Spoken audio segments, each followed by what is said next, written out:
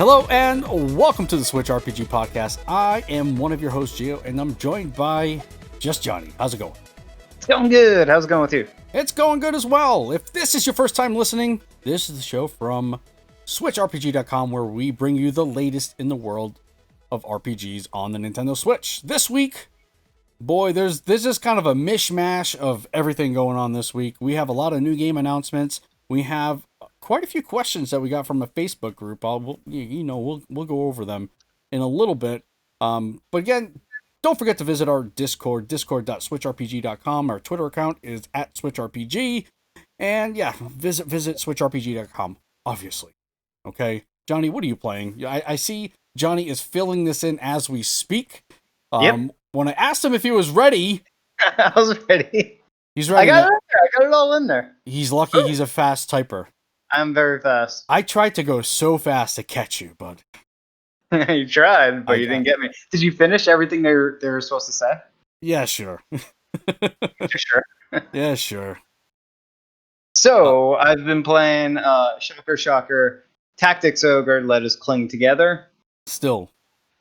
I am going to be beating my time on Fire Emblem. Like, this is going to surpass Fire Emblem Three Houses. How's that even possible? I guess I don't know. I'm already in like the 150 hour range.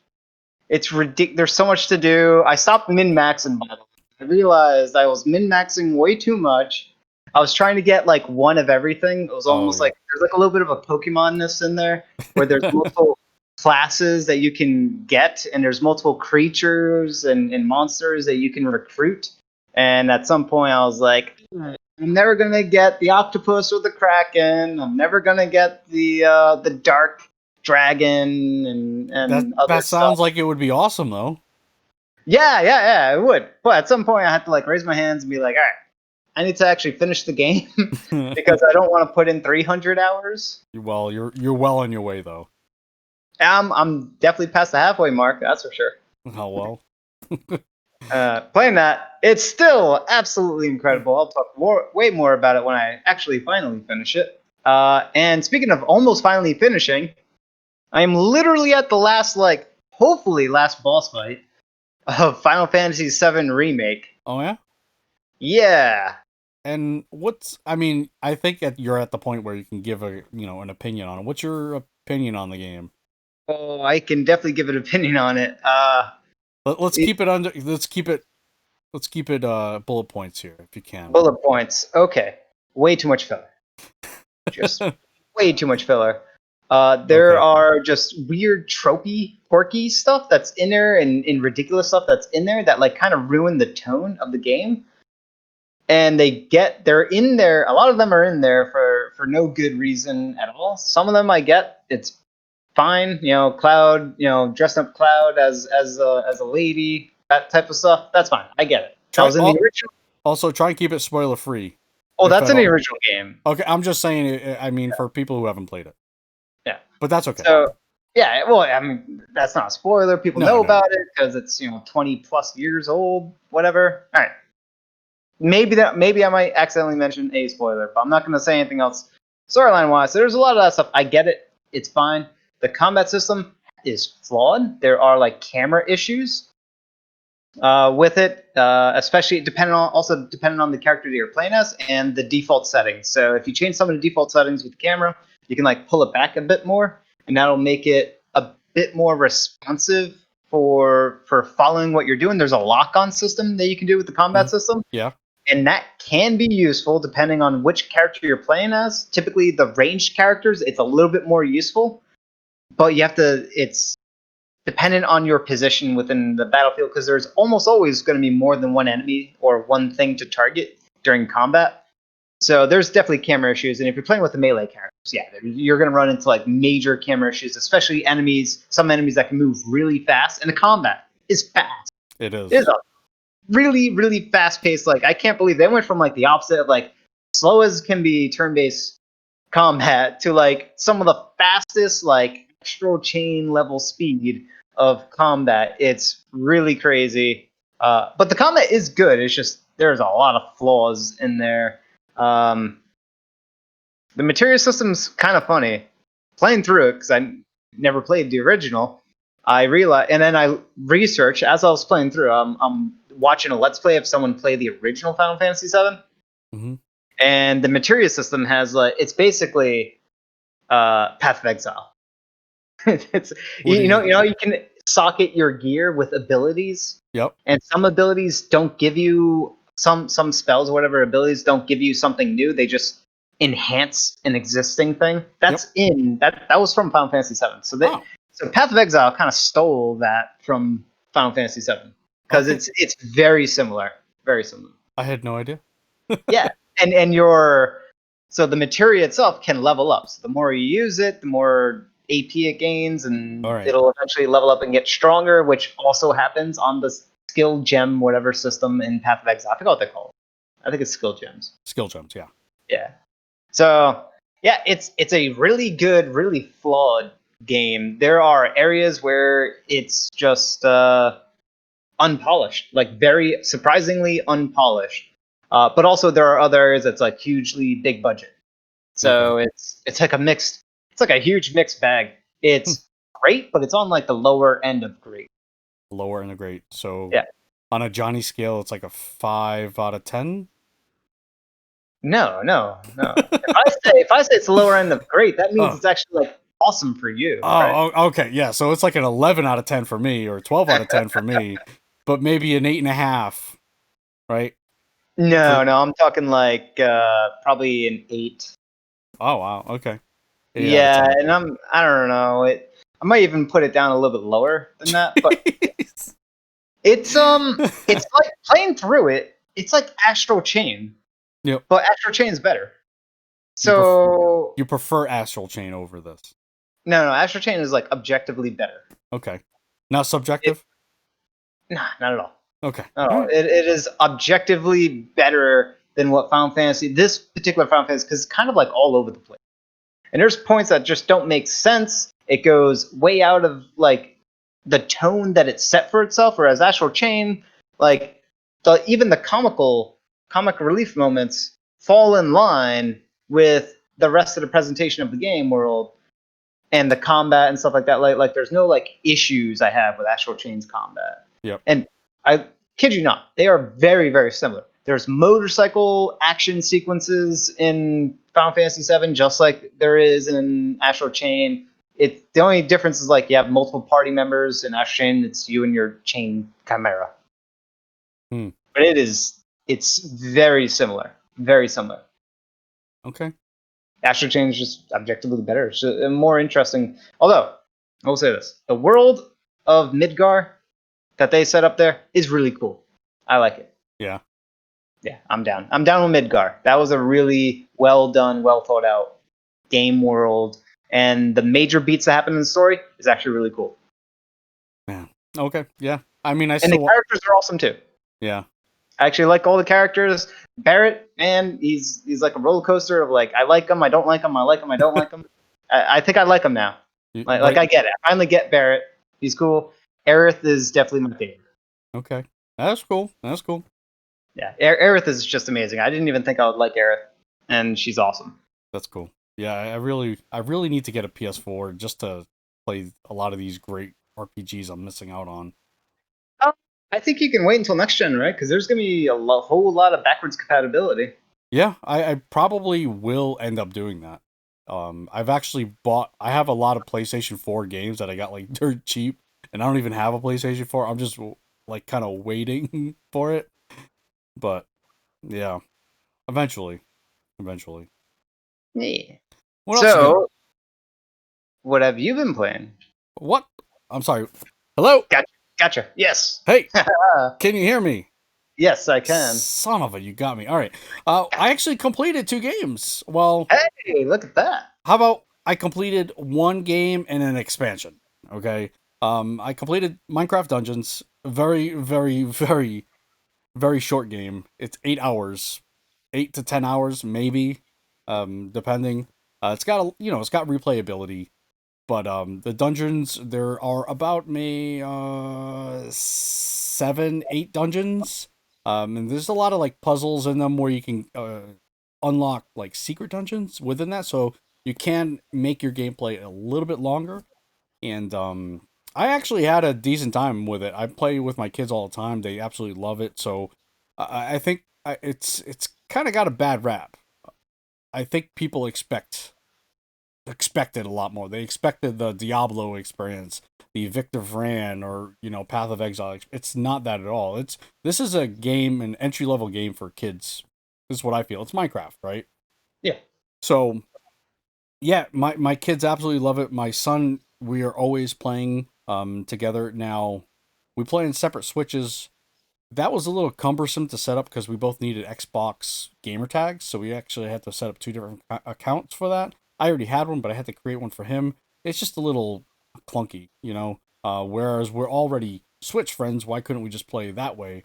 So it kind of stinks to have to play that way. But we do it, and we have a good time. We're always trying to unlock the secrets in whatever specific dungeon, because like I said, every dungeon has a secret dungeon, so we're always trying to look for that. And then there's actually a super secret level. If you unlock all the secret dungeons, right? There's a secret level. I guess you know what? I'll just say it's a cow level, like in Diablo 2. Yeah. So Minecraft Dungeons also has that. You just have to unlock it. So is there some sort of like inside joke with cows in Minecraft? Well, there are cows in Minecraft. There are sheep, all littered throughout the world. So they're around, and they kind of serve as sometimes they drop like meat or like stuff to help you regen health. But this is obviously a tribute to Diablo 2. So yeah, but I mean the whole injection of the cow level was a joke. Mm-hmm. It was supposed to be because there was like a rumor or whatever that there was supposed to be a cow level for StarCraft or something like that. Oh, okay. Is that where it came from? StarCraft or Warcraft. It was one of their other games, and then there was I think they inserted a cheat in some other game called where the cheat code was you punch in there is no cow level, and then that would do something, and then finally in Diablo 2 they put in the actual cow level. Well, there you go. Yeah. Well, Minecraft Dungeons definitely does have that. I think you can find out how to do it exactly. I think I've seen a few places on the interwebs that describe how to do it. But overall, it's a very short experience. It's a great entry level for kids. If you have any kids, like I do, I think they'll enjoy it, especially if they're into the Minecraft lore or the world. Like if they're into the Telltale games, I think there's Telltale Minecraft. So yeah, not too bad. And then I also completed the Hearts of Stone expansion for The Witcher 3. I originally never played the Hearts of Stone. I did the Blood and Wine one expansion. Yep. Hearts of Stone is it's another shorter one. I think it's like 12, maybe 15 hours long. It's not very long at all. I prefer the Blood and Wine story over Hearts of Stone. Hearts of Stone kind of brings you along the story of brings you along with a genie, and you're kind of performing some wishes essentially. I'll just leave it at that. So I mean, it's still within the Witcher 3 lore with djinns, but Blood and Wine has werewolves and vampires and stuff. So I'm just more interested in that stuff. So maybe I'll eventually do that as well. I don't know. But I think playing this or replaying it again for the first time in a long time, the combat is can be difficult because of the targeting system isn't always on point. It can be really kind of clunky. The targeting system in Witcher? In The Witcher, yeah. Huh. Yeah. I had a few areas. They could have done a better job, maybe by copying from one of the best targeting systems like Ocarina of Time. Don't say it. Don't say you said it. Oh boy! All right. Yeah, that was a discussion off screen. We're not going to continue that discussion here. Maybe eventually. But this is a Switch RPG, and that is not an RPG nor a Switch game. So Hearts of Stone completed that. I am now playing Xenoblade Chronicles Definitive Edition. I think with along with everyone else, right? How Um, far? What zone are you in? what zone? I think I'm at Bionis's leg. I'm not far into it at all. Maybe 10 hours the most. So you're finally on the Guar Plains or whatever. I don't recall. There's this dude. I think what's his name? He jumps on a buggy. He just leaves, and he abandons his car over a big bridge, and that is exactly where I'm at right there. I have to go across the bridge and go rescue him. If I say the name Sharla, does that? Do you know what I'm talking about? No. Okay, I know. All right, so you're Yeah. like on the knee or the leg, the very Yeah. beginning of the leg. Yeah. Very beginning. And the reason why I haven't been playing is because I'm doing the Let's Play series, so it's really whenever I play, I have to record it. So I'm only able to record at certain times because I have a wife and I have 2 kids, so it just gets really slow. And I'm playing other games, so it's always kind of slow going for me. I think at some point though, I will stop. That way, I can just play the game and I mean I'm enjoying it. I just want to continue to play it, all the time, all the time. My copy of it came in along with the BioShock collection. Oh, okay. And my girlfriend's been playing Xenoblade Chronicles, and I've been watching her play it. Yeah. Just because I love the music. Mm-hmm. She likes to turn it down, and I yell at her for it. Yeah, I mean, and other people like turn down like the battle cries and everything like that. I don't mind that stuff. It's not as annoying to me. It's great. Yeah, yeah. I can you're see feeling it being, it. You're really feeling it. I'm really feeling it. But yeah, I'm playing that. I want to play more of it. I'm thinking about it all the time. I also got it finally came in. I got the UK collector's edition with the vinyl and everything. Yeah, you lucky. I haven't even opened it because I had to buy a copy because I wanted to play. I bought a regular copy, and I'm probably gonna end up selling it, and I don't know. Don't keep that buyer's collection UK whatever thing. Hold on to it. When it comes to like the holidays or maybe like 10 years from now, you can sell it for $10 less than what you paid. Well, I don't know. We'll see. We'll see what happens. But I'm glad it arrived in perfect condition. So, really excited about that. And yes, and I'm also playing a game that was recently released, The Outer Worlds. Yeah. Yeah, Private Division ended up. They were able to get me a review copy of it, so I was playing it a little earlier, and there were problems with it earlier. A lot of problems. Then there was a day one patch, which improved them a little bit. It still needs improving. It's still, and we'll discuss this a little later on. Yeah.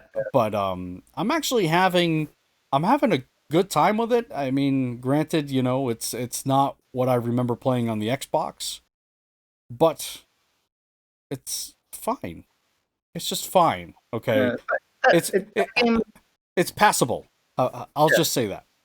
But that game doesn't really, at least how I played through it, it didn't seem like I needed to play through it again, even though there are options to play it again differently. Yeah. It just didn't feel like I didn't get at the end of the day after I finished it, it didn't feel like, oh yeah, let's play that again, but do a completely different build, completely different choices. I felt like, yeah, I'm done.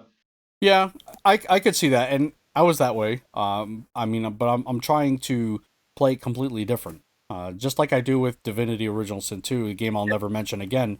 I'm trying to play it differently. Like whereas before I was really just mostly melee and kind of close range, and now I'm just like super sneaky, sniping everyone. And now you're actually gonna have party members? No, I actually want to do away with party members. They get you into trouble. Again? You're gonna go lone wolf again? Lone wolf. I'm always lone wolf. Break out of your shell, man. No way, dude. Because in the Outer Worlds, they get like, I don't want to have to keep track of them, and they're always running into battle, and it's the most obnoxious thing in the world. Like they always aggroing when I don't want them to aggro. Stop, Pavardi, knock it off, okay? Pavardi's great. How dare you? How dare you? Of course she's great, but she just wants to kill everything. She's not the worst one out there. There are some Well, you know. Well, I think I have 3 companions at this point. I can get another one. I'll have to go back to Edgewater to get them. But yeah. There's just I don't know. I prefer to just be on my own. I'll take the extra. I think there's a perk for 25% damage. I'll just take that perk. Get rid of the companions. I mean, they do help with load, like carrying capacity. That's the big thing. That's the biggest thing because you can get overloaded so quickly because there's so much junk all the time. There's so much junk everywhere. Oh, damage. The damage. Well, the big thing with that game is, as we talked about, like the numbers is just imbalanced. And as long as you got like the highest level, or you mod your weapon into the highest level that it can be, your damage is going to be great. You don't need any perks to increase your damage. You don't need any of the skills to increase your damage. You're going to be fine because eventually you'll throw enough bullets, because you're going to have plenty of bullets. Oh yeah. And kill whatever it is that's coming at you. Like, you're never going to have an issue. Like, the game is not. Yeah, it's definitely not balanced in that aspect. And one other thing that I'm remembering now is that I had the same gun throughout almost my entire playthrough. Yeah. Or the same weapon. You know, I prefer with Fallout, or even Fallout 4 and Fallout 3, where they had kind of like your very unique weapons. I mean, the Outer Worlds has that. It's just it was done better in Fallout 3 and 4 and New Vegas. The balance is that's a big one for me. Yeah. Too many guns with too little deviation other than some damage numbers. Yeah, there's not much. Yeah. And you can mix and match a little bit with like if you want to keep swapping between depending on what mod you want, you can kind of just switch between weapons, but ultimately they're all the same. Yeah. Yeah, that is what we've been playing. Now, onto some new game announcements. There's actually been quite a few. I would say within this, I don't know, like 3 or 4 days span, there's actually been a lot. First and foremost, we have the Eldest Souls. It's kind of a pixel art boss rush game. I think this was also in like an indie direct at one point. But yeah, they announced that it's coming actually this week. So possibly by the time you're listening to this game may already be out. Ooh, yeah, this is a good looking game. Yep, it's the pixel art. It's really well done. The lighting in it is really cool. I think I might be digging this one. I might be getting this one. Yeah, it's a 2D artwork, but it's definitely running on a 3D engine because they got some rotations, and looks like they got some of the sprites modeled onto some polygons going on. You need to watch your mouth. This is a G-rated podcast. Yeah, no, I really like what they're doing, and it's the Dark Souls of the pixel art. It's a boss rush game, so yeah.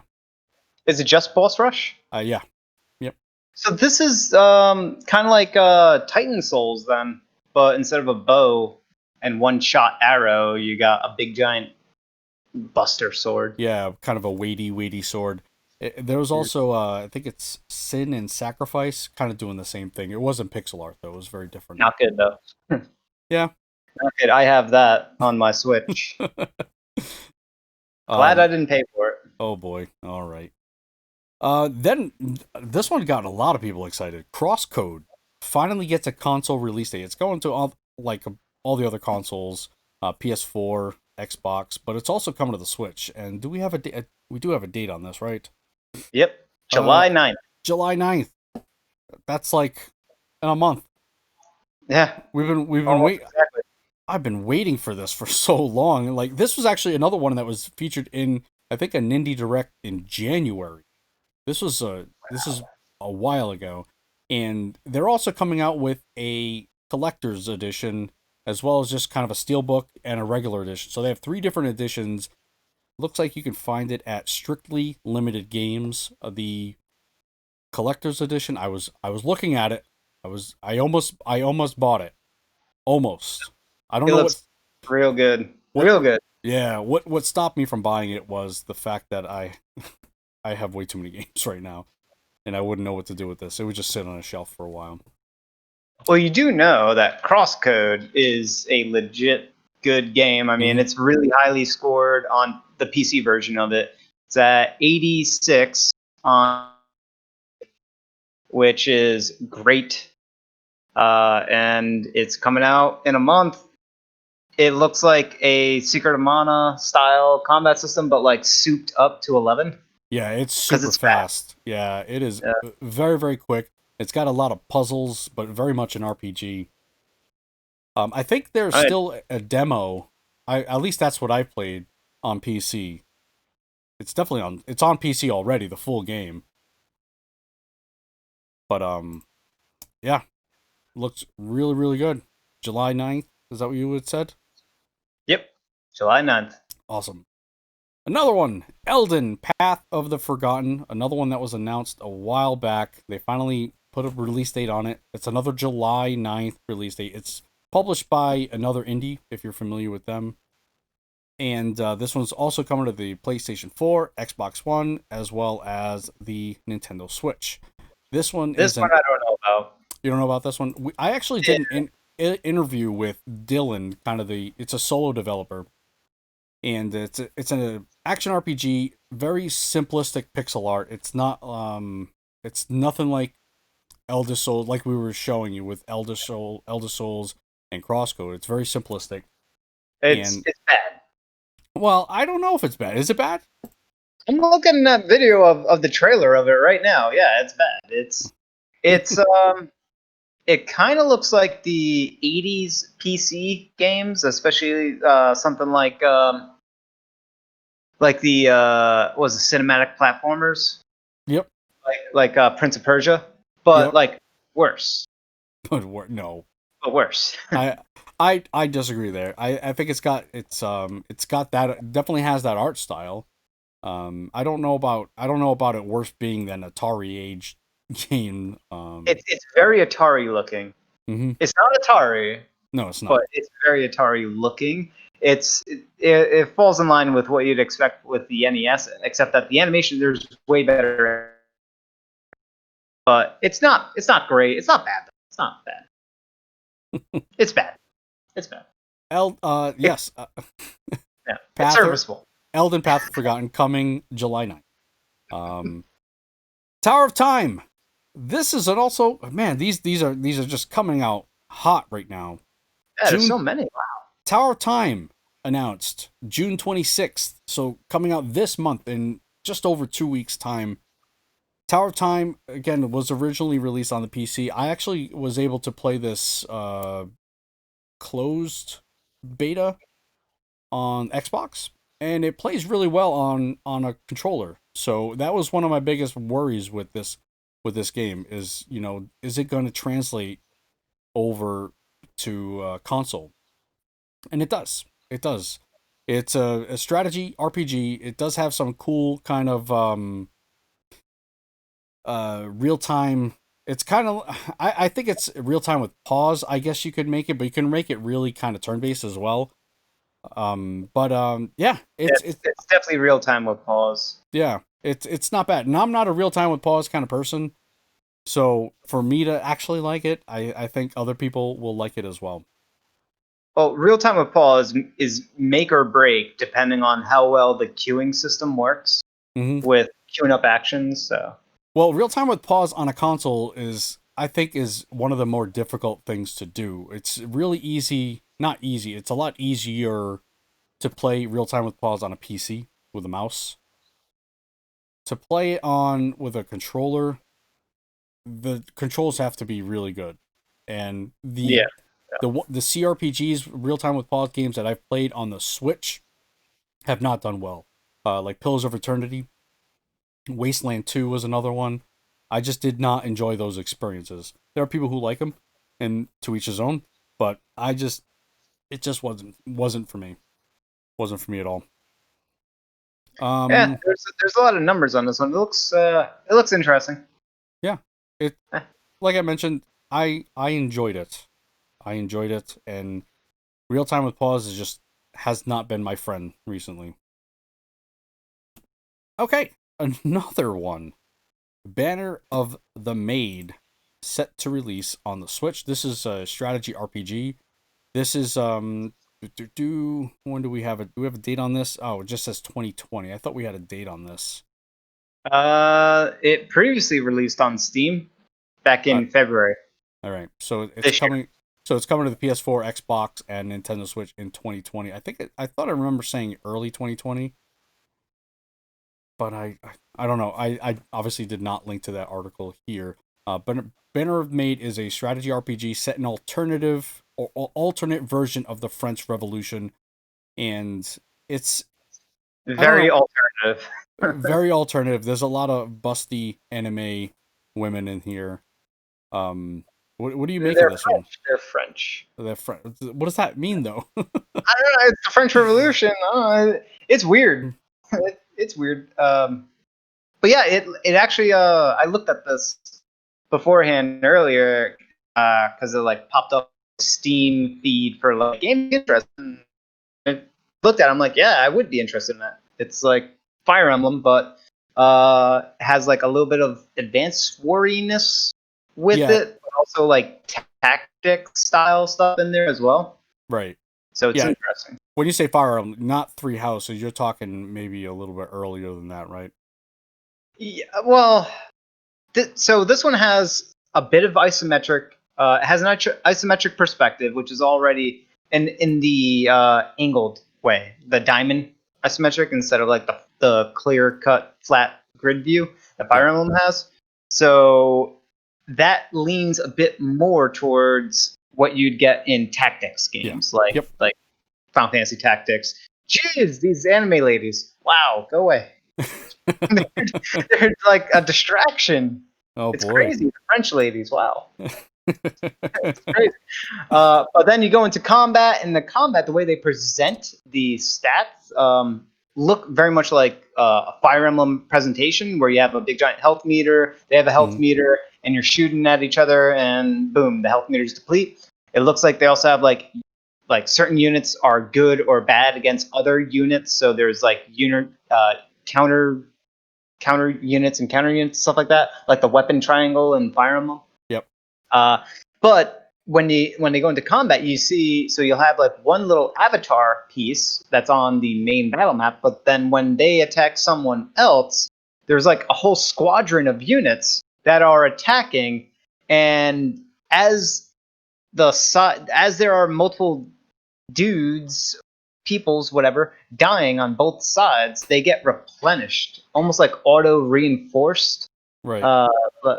By I guess so they're the front line. I guess there's like a secondary front line that kind of goes in to replenish. So it's interesting because when they're doing that, even though you're playing on a grid on this like battle map that has 20 units on it, when each of them go into battle, there's way more. There's like 40 units that are taking place in that battle, so it kind of gives it a bigger sense of scale. Mm-hmm. Looks interesting. We'll just say that it looks interesting. Yeah. All right, next, Summer in Mara, coming later this month. Summer in Mara is kind of a life simulator RPG, kind of akin to My Time at Portia, Stardew Valley, that sort of kind of thing. Again, not for me, but people love this stuff. It looks like a big world too, or at least a big giant world that you can explore. Yeah, it definitely has maybe 3D anime. Maybe, does that even make sense? I wouldn't call it anime at all. Okay. I would say it looks more like kind of want to say Dora the Explorer. Well, yeah, the main protagonist looks like Dora the Explorer, yeah. But in 3D. This is a game that's made by people in Brazil? Maybe. Is this a South American developed game? Or maybe Spanish developed? I don't know. I've been speaking with them because we do have someone reviewing it. I haven't spoken Portuguese with them. Do you speak Portuguese? I do not, unfortunately. All right, Johnny, just so you guys know, is Portuguese, and he doesn't speak the language. Embarrassment. Two of my brothers are they are citizens of Portugal, and I could get my citizenship, but I also don't speak the language, so it feels wrong. Well, I speak the language. I do have my citizenship, and you're an embarrassment. Okay. Yeah, I don't know where they're from, to be honest with you. I'm actually looking up because now you got me worried. Oh, now. I got you curious. I'll queue up the next go ahead. announcement thing. So there is, of course, nothing to really go off of with the headline. Mecha action game, Hardcore Mecha announced for Switch. So the name of the game is Hardcore Mecha. Just Hardcore Mecha.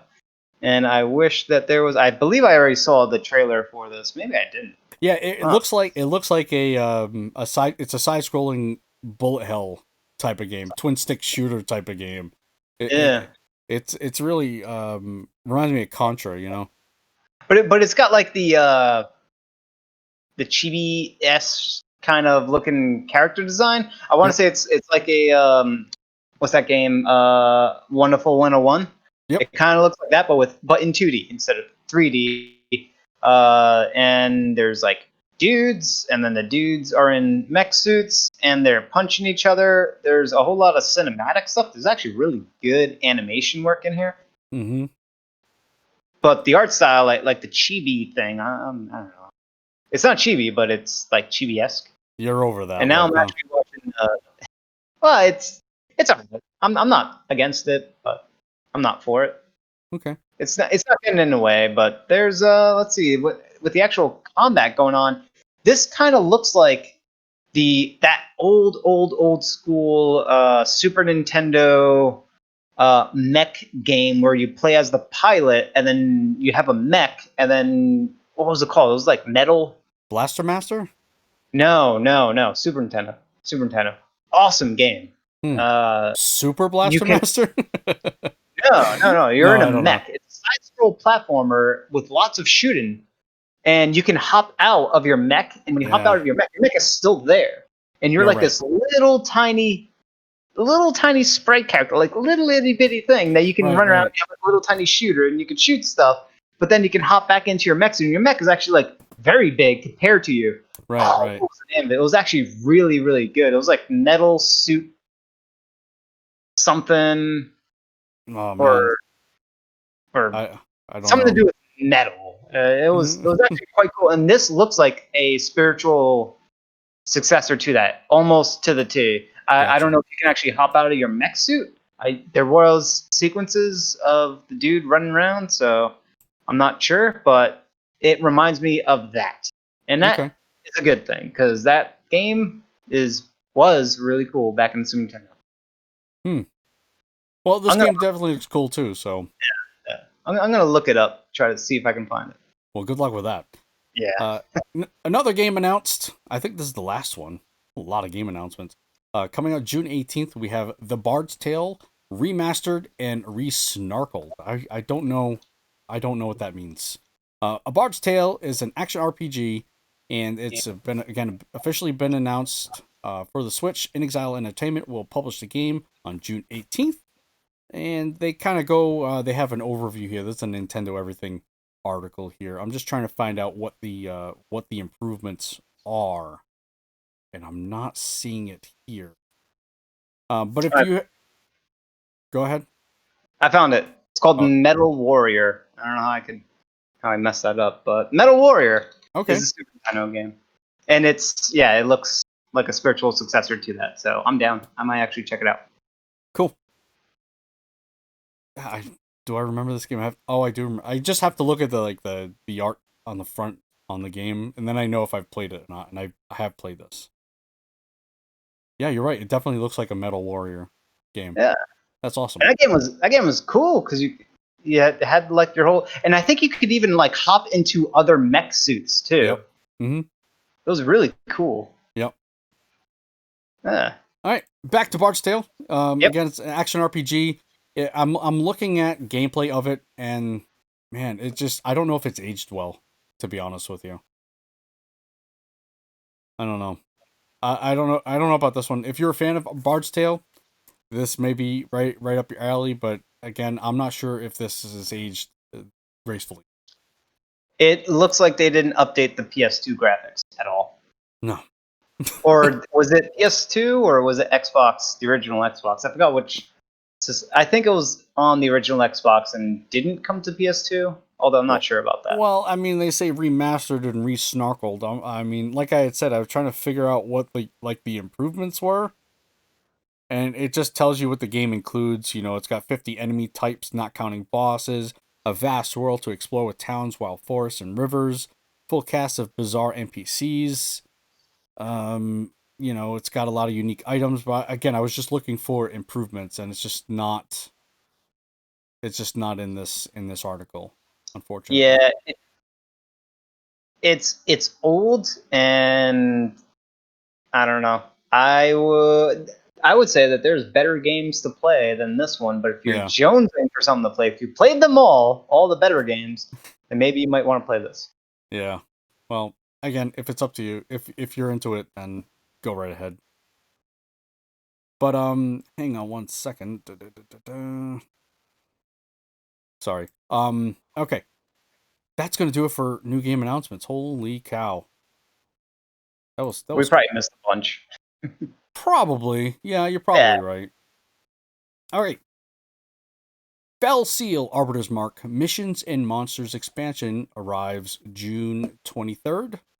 And what does this include, you ask? It is a $12.99 US dollar expansion, and it includes recruit and tame monsters to join your roster, customize your monster allies with new monster subclass system, unlock 3 new human classes, the Beastmaster, Samurai, and Wrangler, uncover new equipment and crafting recipes. This is a beefy, discover 5 new locations featuring a combination of larger encounter battles and popular named monster enemies, new songs, new challenges, new in-game system to send recruits out on missions to let you collect new rewards.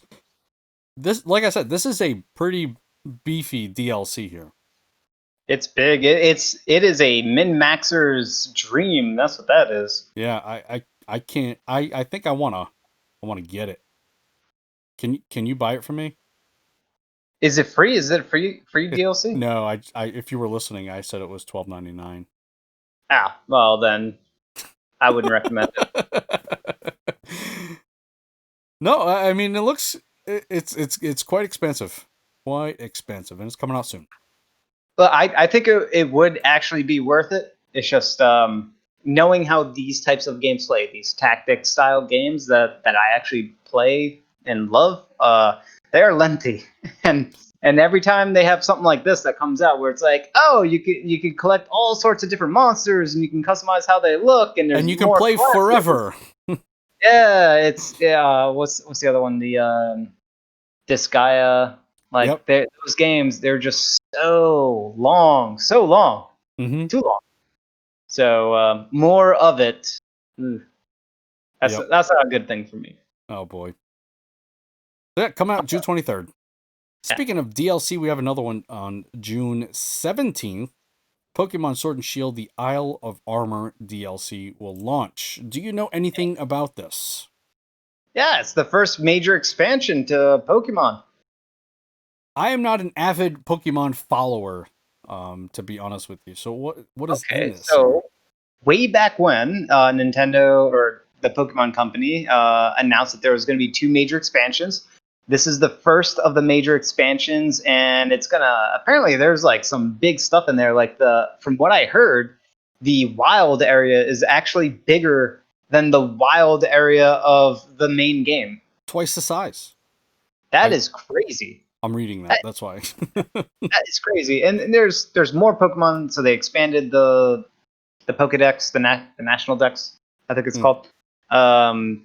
And more story content. There's new legendaries, and depending on how you go through it, you can pick and choose, like augment the legendary to get unique move sets, depending on stuff that you decide to do. Yep. Maybe that's on the other expansion. One of the expansions has that, or maybe both of them have that. But yeah, it's big. it looks like a nice big giant expansion, well worth the price that they are setting for it with the expansion pass.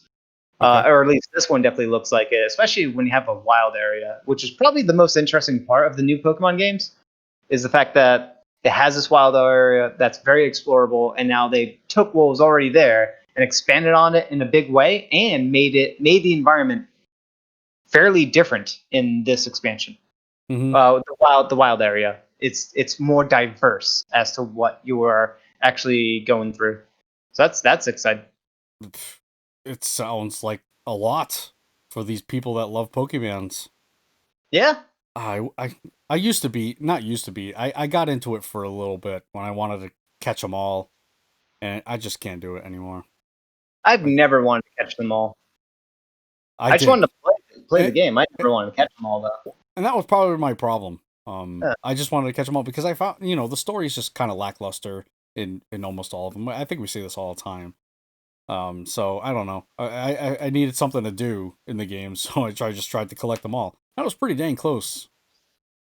But yeah, coming out soon. Hey, this next little news tidbit, I bet you're super excited about that. I am. It's not even Switch related. That's why I put it on here. Oh man, Kingdoms of Amalur. This is when we went. I don't know, maybe a few episodes back, we talked about EA, right?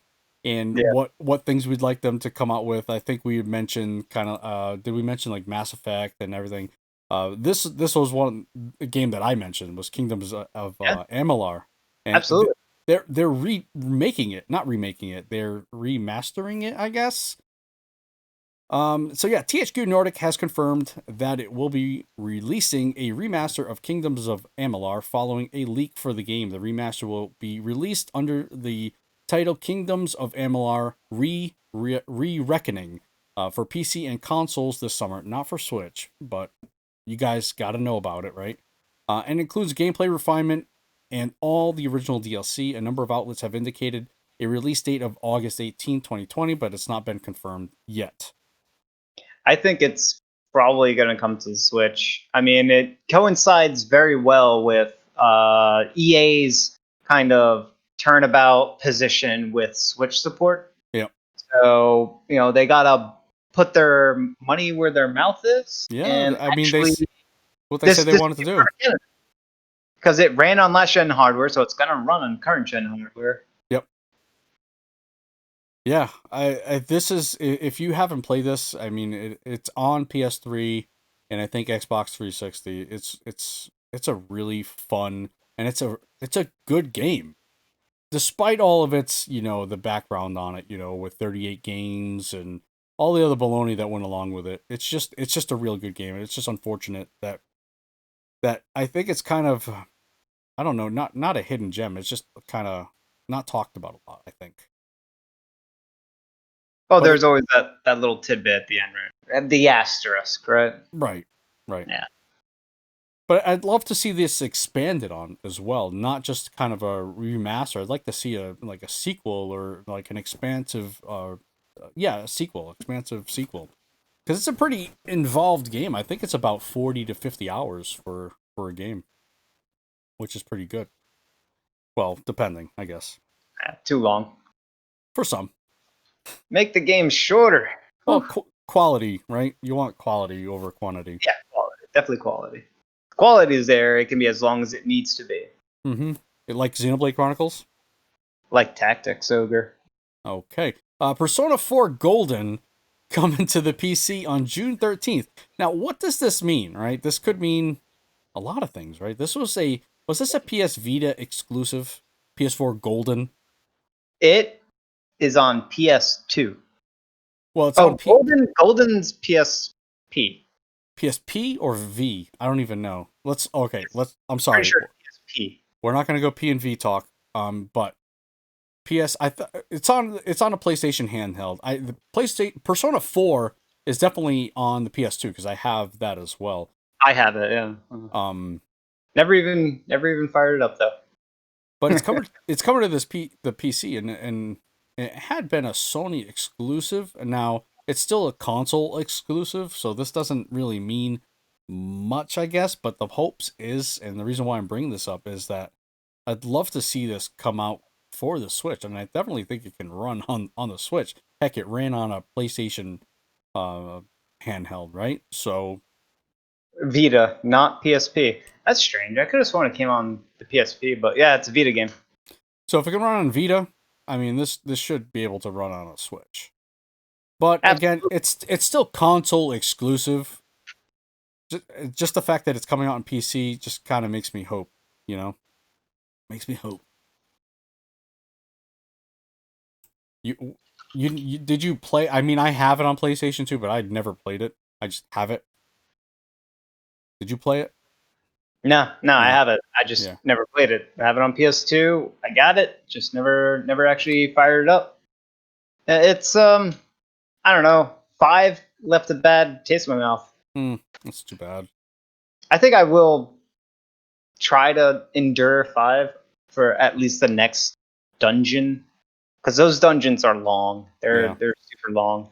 It's like each dungeon's like 10 hours, Wow. because Wow. you're going to it, you're leaving over and over again. You're going there, you're exploring, you're doing stuff. You can't complete it the first time you go through it, the second time you go through it. It takes like multiple instances. Every time you leave, you're going back to school, you're hanging out with your crowd and stuff like that. So it's a chore. It's a big Yeah. chore. Yeah, it's too bad. All right, moving on to the meaty news, I guess. I don't know. Bloodstained Ritual of the Night has sold over 1 million copies worldwide. Yeah. That's crazy. 1 That's million? amazing. Yeah. That's That's awesome. that is awesome. All right. So the developers has sent out a thank you message and noted that the game hasn't had an easy road, but are happy fans like it. So we have they have slated a 2020 development roadmap. Now, this was a Kickstarter game. We kind of discussed this off screen, off podcast. I don't know, whatever. My opinion with these Kickstarter games is that they're almost like shackled to these games for forever. Like I would like to see them move on from this and see what else they can do instead of coming up with a roadmap for 2020, like literally the first quarter all the way to the fourth quarter. So all of 2020, they're tying their hands to this game. And some of these are Kickstarter promises or goals or stretch goals. So, I mean, in a way, they're doing what they do best. Obviously, it's done really well. But I want to see what else they can do. And you had mentioned this kind of with Shovel Knight as well. They're in the same situation where they're just kind of doing Shovel Knight stuff like all the time. Like what else can Yacht Club games do? Like I want to see that.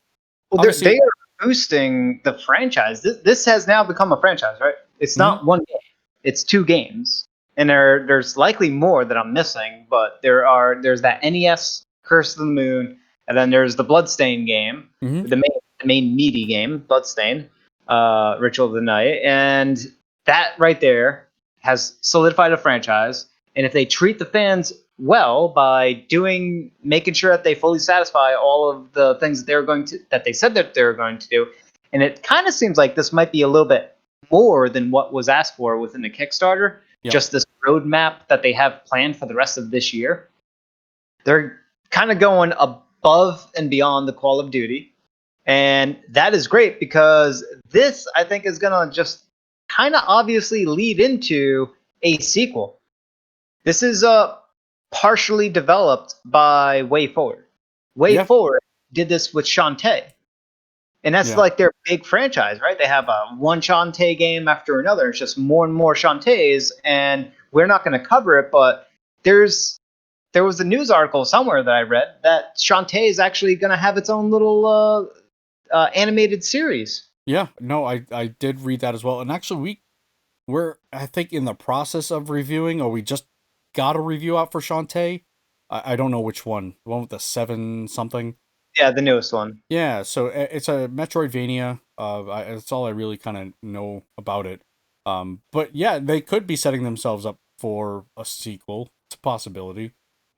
Let me just go over this roadmap. So quarter 2, they have boss revenge mode and the chroma wheel.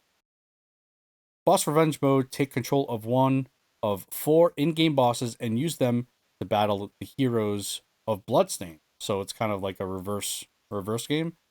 Chroma wheel is the salon is back in business with more options than ever for character customization, including hair, clothing, skin color. Switch up your look with a true color selector and eliminating preset options previously available. And that is coming on June 23rd. Wow, I didn't even realize that was coming out this quickly.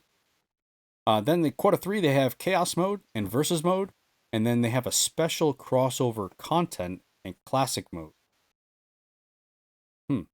So that the classic mode looks like it's another kind of boss rush thing. It says right here that Miriam, who's the main character, faces off against a series of sub bosses laid out across 5 harrowing stages. So it's kind of like taking Bloodstained and taking assets from it and laying it out in a way that plays like an old school Castlevania 1, Castlevania 2, or not 2, but Castlevania 1, 3, and 4. Right. Or 5 style games, where it's the linear progression, going through a level, you take a hit, you get sent back 5 feet. Right. That's what I'm getting from it. Like the old school Castlevania style playing. Kind of like what they, weirdly enough, did already with Curse of the Moon. But I'm guessing it's going to play like Curse of the Moon, but be presented in the same graphical prowess as Ritual of the Night. Right. Then Chaos Mode is a specialized boss rush for 1 to 2 players. The mode includes randomized drops and special sub-goals that will grant more equipment when completed. Collect the best, drop the rest as you build power to defeat all the bosses. So they're also getting a boss rush mode. And then finally, quarter 4, they have a new playable character and more special crossover content. So they have 2 special crossover content coming in. So does that mean they're taking their stuff and putting it into other IPs, or is other IPs putting their stuff into their game? I don't know. Because they did have Shovel Knight. They put Shovel Knight in Ritual of the Night. I mean, it's a possibility Shovel Knight can be in this. It's a possibility that Shantae could be in this as well, with working with Wave. That's probably it. Yeah, working with Way Forward. So, I mean, but they have 2. They have 2 of those events planned. So who knows? Yeah, I'm excited. This is just, to me, this is just good news. I do want to see what they're going to do next, but that group, that team, wasn't. They went through multiple teams in order to develop Ritual of the Night. Right. So they had the initial group. They're probably not working with at all together, and the team that kind of finished the project or delivered the finished product and now is continuing development is probably the same team, and now it's just a matter of seeing them, hopefully them taking it and moving forward with it, and hopefully Iga is still involved and is planning Ritual of the Night 2 or Bloodstained 2, whatever they want to call it. I would hope so. I would really hope so. Yeah. Because you hate to get those masterminds, like the people who really truly understand their own world. You want to keep those guys, in it as much as you can. Yeah, and Bloodstained's phenomenal. I keep saying it's phenomenal. It's a phenomenal game. It's one of the best Castlevania, Metroidvania style Castlevanias out there. Yeah. Well, it's gotten quite the improvements on the Switch, which really definitely needed. It took like 7 months, but hey, it is what it is. All right, some eShop news. Now, this is a tale of 3 regions. Okay, we have the U.S. eShop digital only.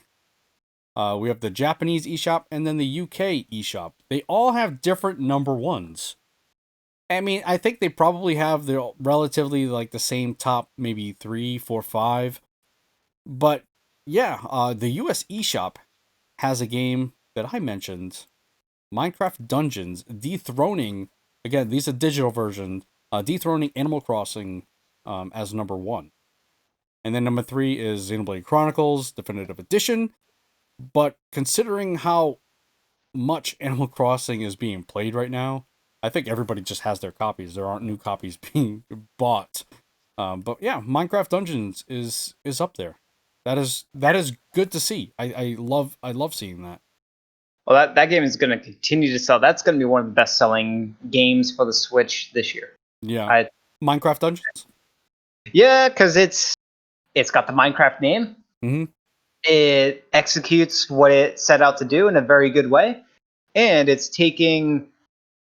sort of a nice transition from the original Minecraft, taking that target demographic of a younger audience who have since grown up and are looking for something else, but still related to this franchise that they love. So, seems like a grand slam for them.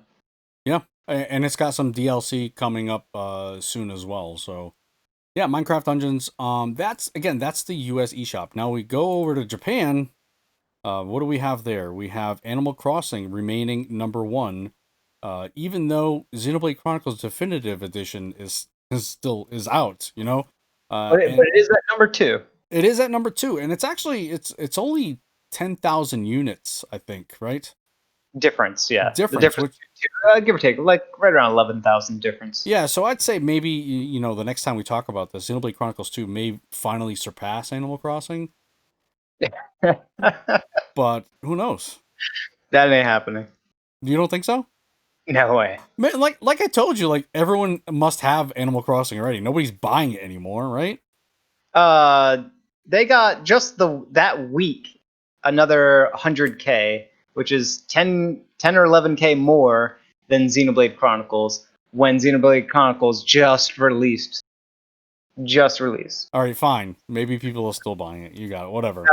Animal Crossing has, I believe now, 1 million more than Smash. That's incredible. It's almost going to have 1 million more than Smash, which is officially the second best-selling Switch game. So that's how crazy Animal Crossing is. It beats Smash. Right. And yeah, it's insane how Animal Crossing just kind of skyrocketed right up there. Yeah. But for sales-wise, for Xenoblade Definitive Edition, that's big. Because the original on Wii, I don't think sold that well for its opening week. In Japan? In Japan. Really? Yeah. I mean, we were clamoring to get that game in the West here. Sure. But that was because we realized how awesome of a game it was. Mm-hmm. When Xenoblade first came out on the Wii, that was a brand new game, brand new franchise. Right.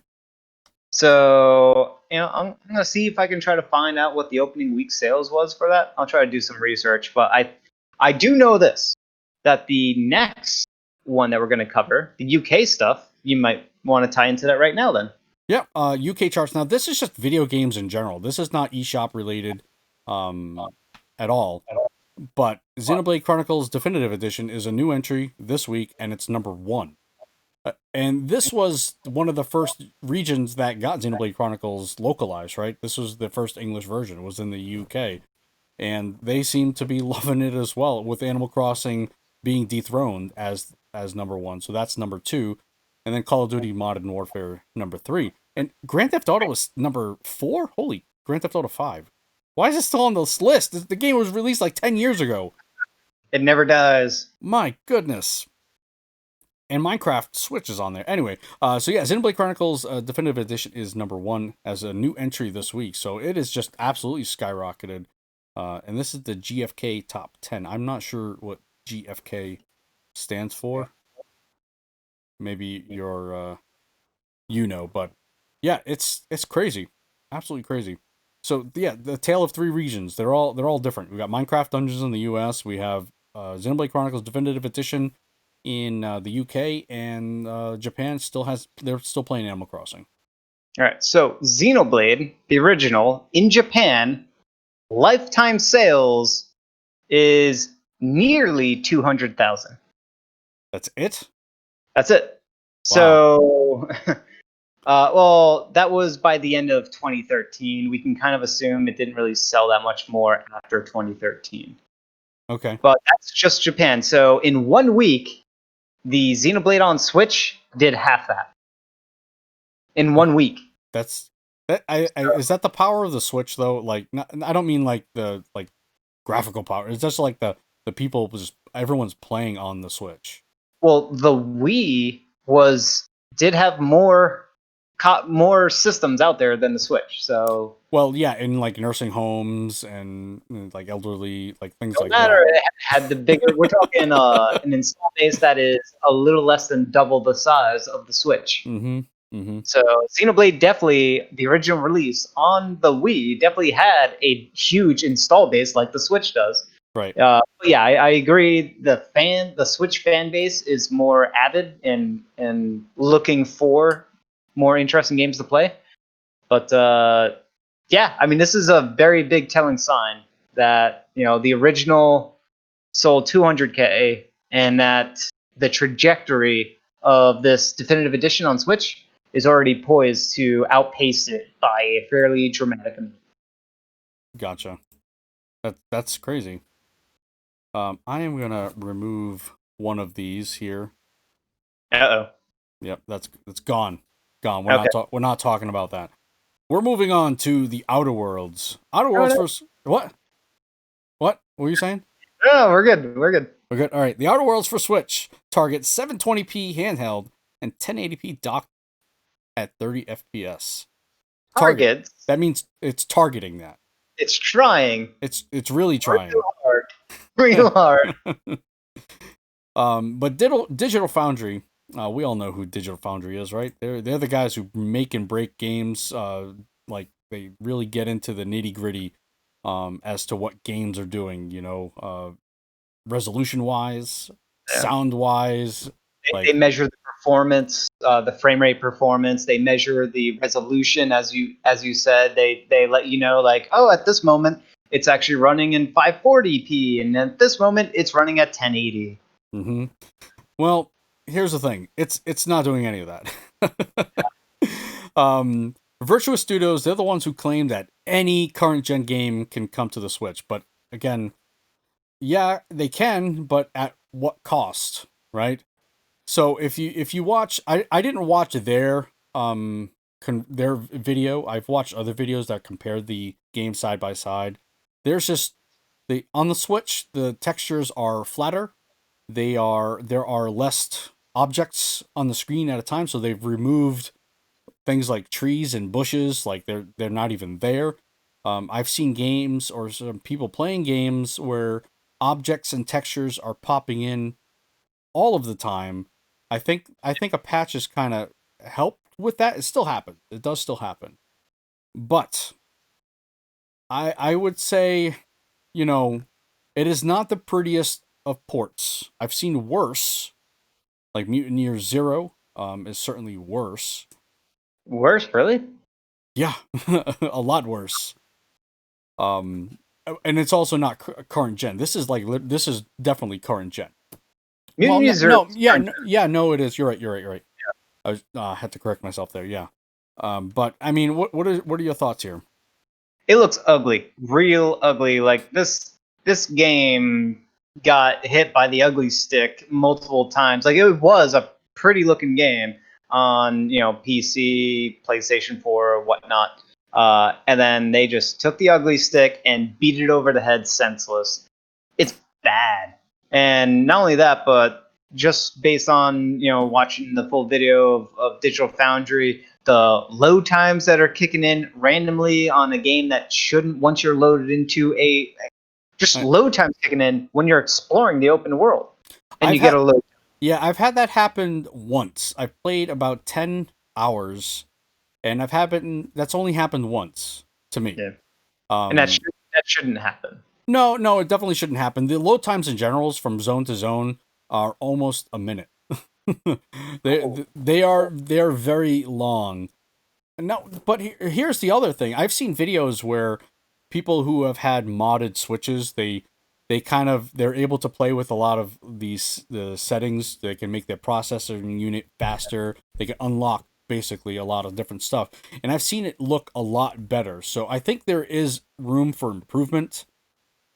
I don't know. Again, No. I don't know at what cost though. Like, The cost is too high because the geometry of the world is significantly pulled back to a crazy amount. The models, the actual 3D models, do not have as many polygons in there. They're not as highly detailed. But not only that, the big thing for me is that they strip away so much from the environment. Stuff that's decorative, stuff that's just there to further enhance and sell the world, these fantastical worlds, these alien worlds that you're exploring. For example, you're going through an area that looks forested on the normal version, but when you're going through it on the Wii, it looks like a barren desert. it's Because gone. they took out all the trees. Yeah, well, I mean, that's obviously like that's graphical power, right? That'll take away from a steady frame rate, all those textures. It's more objects that need to be drawn, and instead of drawing them to improve the processing, they remove them. But that fundamentally changes how you're going to perceive the world and the feel of the world itself. Yeah. In a bad way. Yeah. I don't. You're right. Definitely visually, there's an issue. I haven't experienced a lot of those load times in the middle of a zone. I haven't experienced. I have only experienced it once, and obviously, yes, it shouldn't happen. But it does happen. We're dealing with a Switch here. It is an inferior piece of hardware. We're not dealing with a Xbox X or anything like that. I have experienced long load times, almost a minute sometimes. Most times, anyway. And I have experienced a lot of texture popping. So as you're kind of just progressing through an area, you'll start to notice trees popping up, sometimes people popping up. And at one time, I've even seen this somewhere else, but at one time I was fighting a group of marauders, and all of a sudden, there are like, I don't remember what kind of enemies they were. They're like werebears, just like all of a sudden, like things just got insane. Like, where did these guys come from? They literally spawned right where I was, and the battle where I was, taking care of these marauders, all of a sudden, it party wiped. It just instantly killed me. So I wasn't even expecting them, and they were like way beyond my level.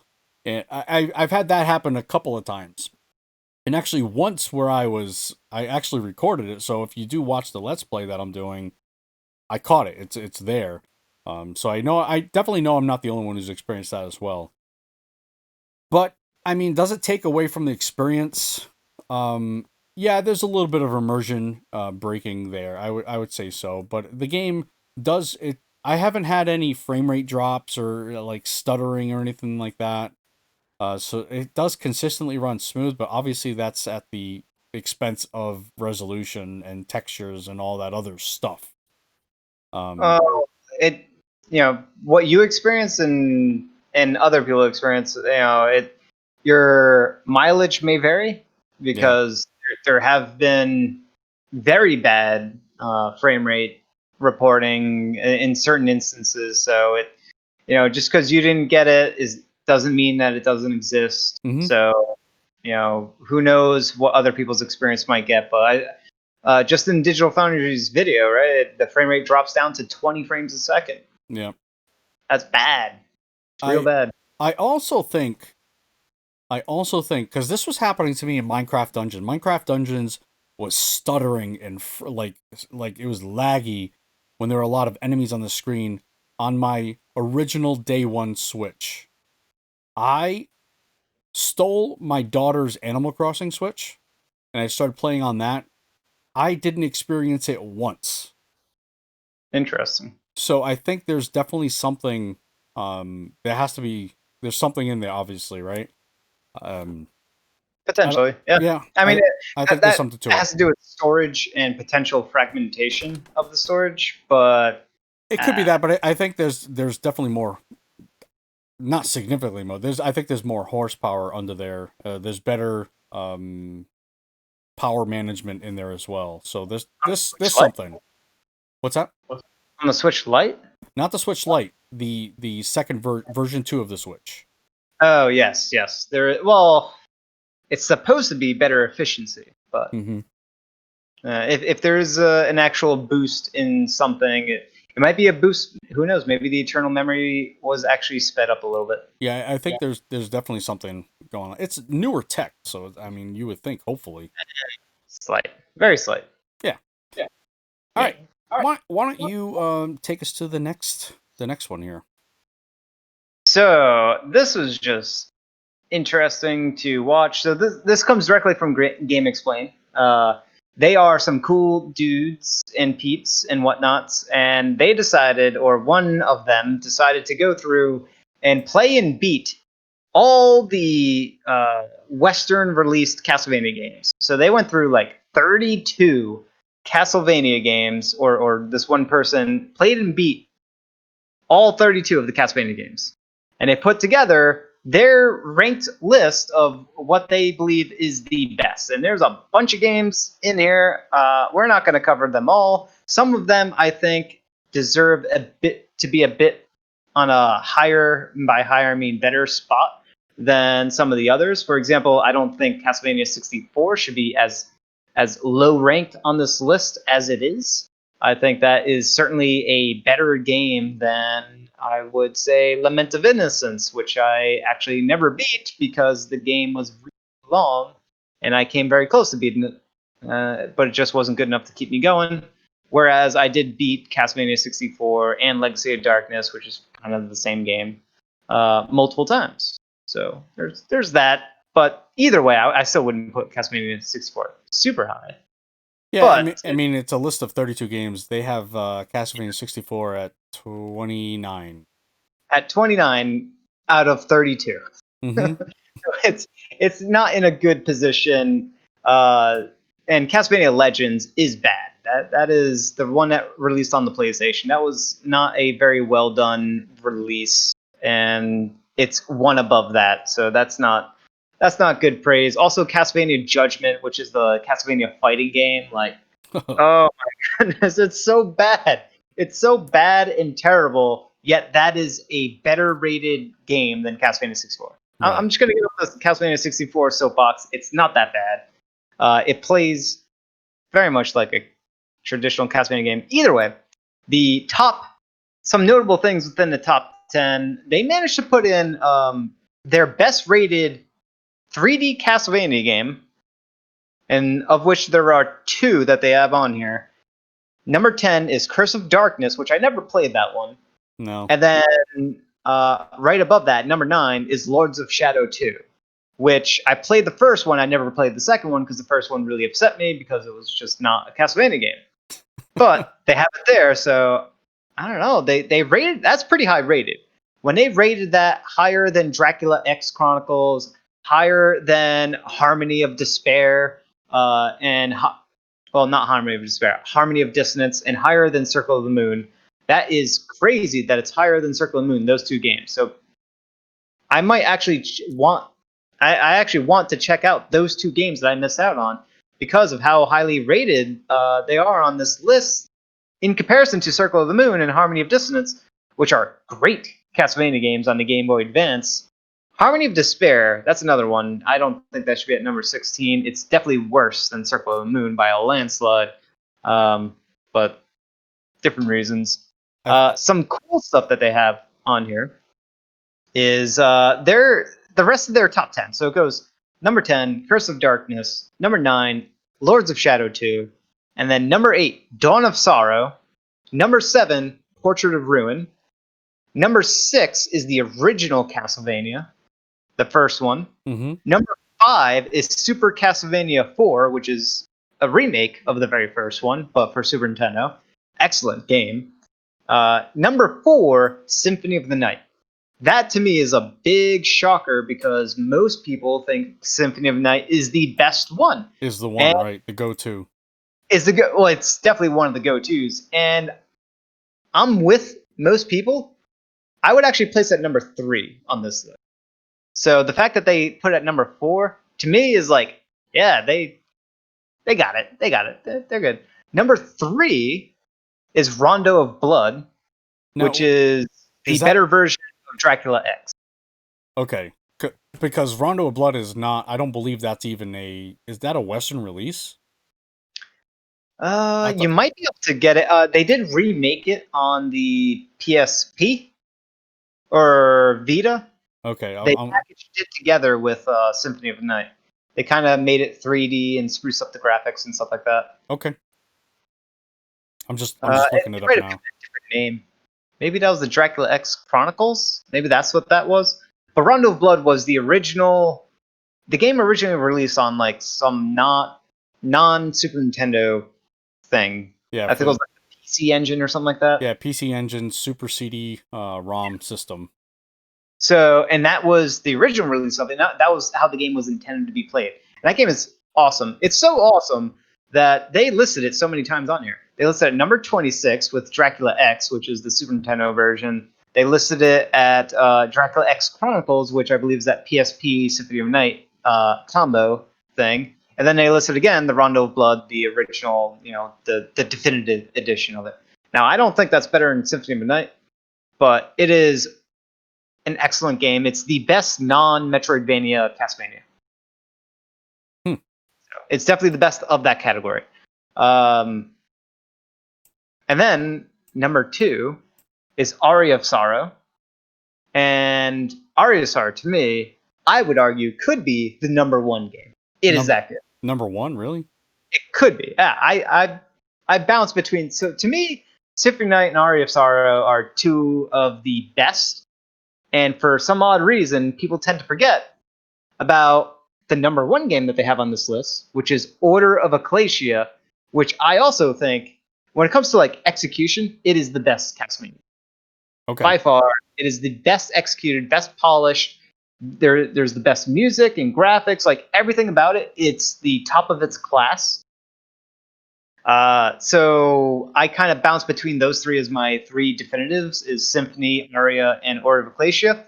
And I actually wouldn't put Symphony of the Night at number 1 because the games that come after it have polished and refined that experience to an excellent degree, especially Order of Ecclesia. Mm-hmm. So Order of Ecclesia is 3 Castlevanias after Aria of Sorrow. Aria of Sorrow is 3 Castlevanias after Symphony of the Night. So they each have there's big leaps that each of those 3 games make, and all 3 of them are just like gold right there. And the fact that they listed Order of Ecclesia as number 1, tip of the hat to them. Good for you. The bold move. I like it. I would actually, I can see that. I see that, and I'm like, number 1, Order of Ecclesia? Okay, I'm down. Okay. Now here's the thing. Looking at this list, right? I'm looking at all the Castlevania games I didn't play, and there's about maybe, I don't know, like 28 of them. Yeah. I've played Castlevania, the original, on the NES. I've played Symphony of the Night. I played Belmont's Revenge, Castlevania 2, which is also on the NES, I think. Yep. And what's the one on the Super NES?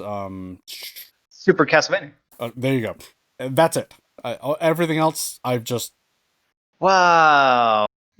I know nothing. Soul.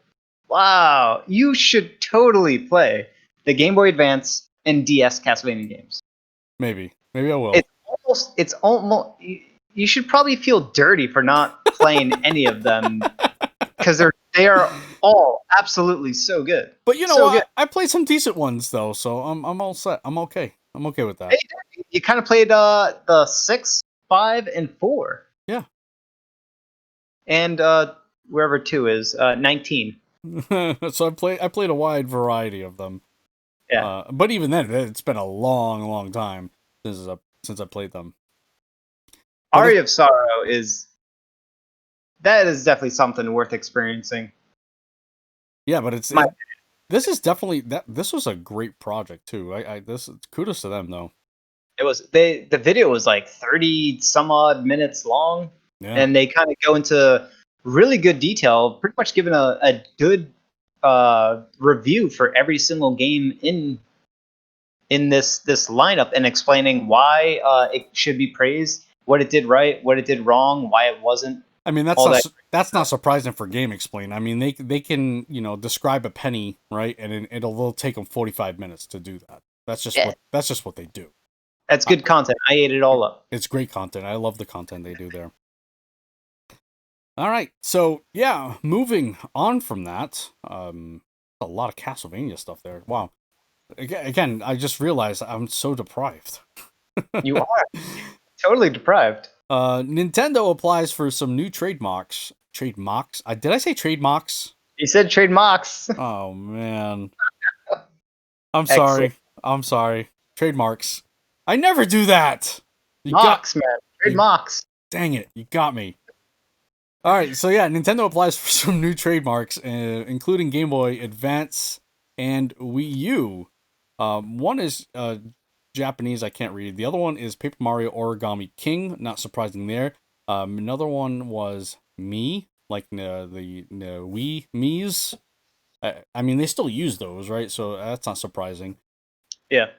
Game Boy Advance was one. Wii U was one. Again, they got to keep up with these. I don't know how often they do, but they got to keep up with these trademarks.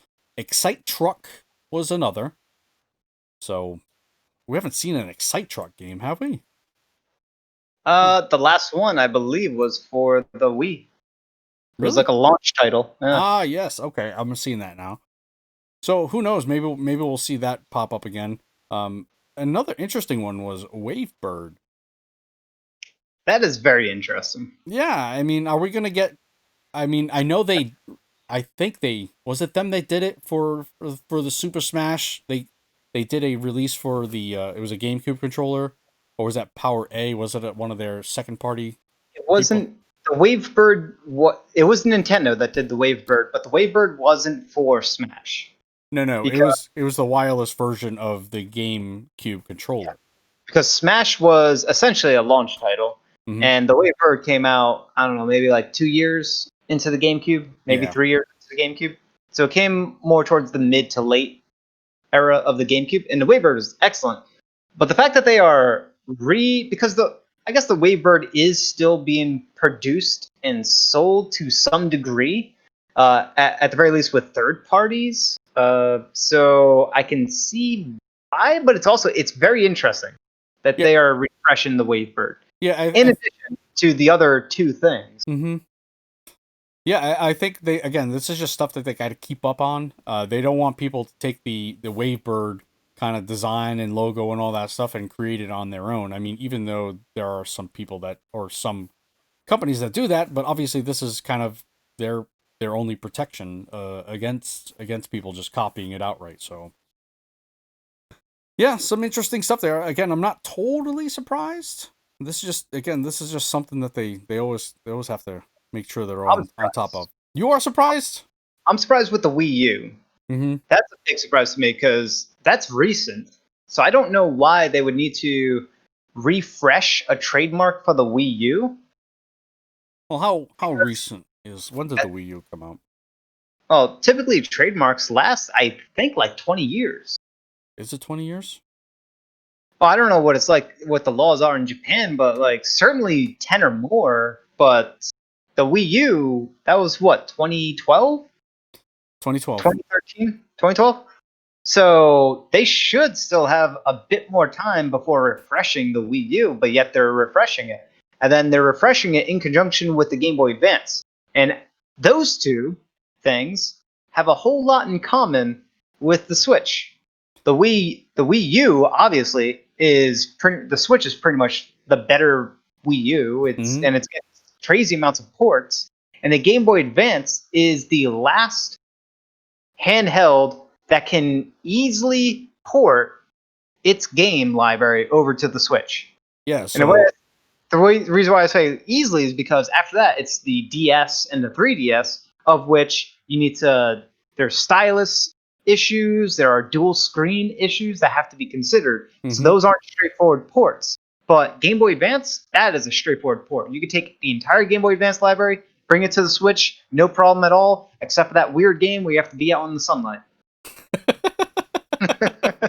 Well, you have to be in the what? In the sunlight? Yeah. Well, and the WarioWare Twisted game. No, there is a light detector or something on the Switch itself, so that could come over. It could. It's not as trivial as a port though. No, I think that one it's just more adaptive brightness. I don't know what else it does. Maybe there's some other function with that. I'm not entirely sure. It's a Kojima game. I'm sorry, what? It's a Kojima game Oh, okay. where you I think you fight vampires. And you do better in the daytime? Well, yeah, you have to, there's like you have to be in the light, and it sort of builds up a light energy meter or whatever that you can then use to shoot kill vampires, something like that. I think it's like an RPG. Interesting. It's so weird. I'm not surprised at all. Yeah. That was a very odd game. I think it starts with an S, the name of it. Okay. It's weird. Yeah. You're gonna look it up. No, I'm not looking it up. I'm not looking it up. Okay, Monolith Soft. Not sure if you don't know who Monolith Soft. They are the developers of Xenoblade Chronicles. They recently have celebrated their 10th anniversary with some new art. There's kind of a cool wallpaper, I guess. I kind of wish they went at it a different way, so I could put it as the desktop because I like it. I can put it on my phone. That won't be a problem. But they released a cool, kind of like new, like, I guess wallpaper, I guess you could call it, desktop background. Is that Mithra in the middle? Do you see that? That is not Mithra. Oh, then I don't know who that is. You should. I don't know who that is yet. That I think the name is Elmira. I don't know who that is yet. Okay. Then we have Rex holding his sword, and then we have Shulk holding his sword. You already beat the game. For what? That's Xenoblade X. X, yes. Oh my gosh, dude. Oh, all right. Is it Elmira? Yes. Wow. I didn't even recognize her. Oh man, Does she that's the only character because the main character is custom. You can make your main character. Okay. Well, it's got the whole Xenoblade universe. It's got mechs in the background. It's got a few other characters in the back you may or may not recognize, like me. It's got. Does it have any Nopon? I don't see any Nopon in the back. Thank goodness. Yeah, there's Nopon. Back left. Okay, well, I'll make sure there's an icon over that so I never see the Nopon. You can barely notice it though. So you don't. Good. Hey, you got Pyra. I don't know if that's Mithra, but you definitely have Pyra on the right side. Yeah, I see that. That might be Mithra. You would expect them to be together, you know. The girl on the left looking forward, I think that's Fiora.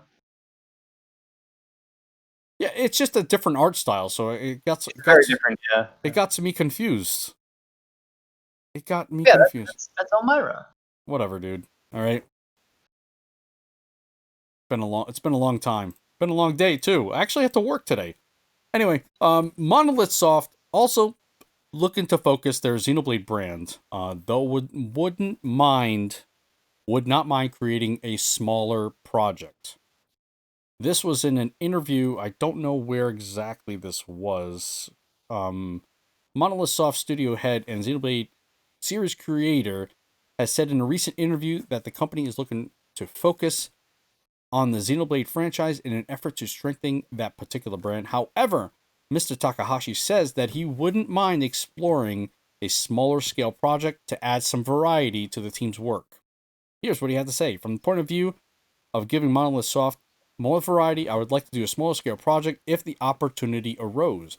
But right now, I think we should focus on increasing the value of the brand that we have created with Xenoblade Chronicles Saga. Of course, if we manage to organize ourselves in a way that allows us to do so, I would like to give a small scale project a chance. I don't want to see Xenoblade Chronicles Warriors. That's what I'm afraid of.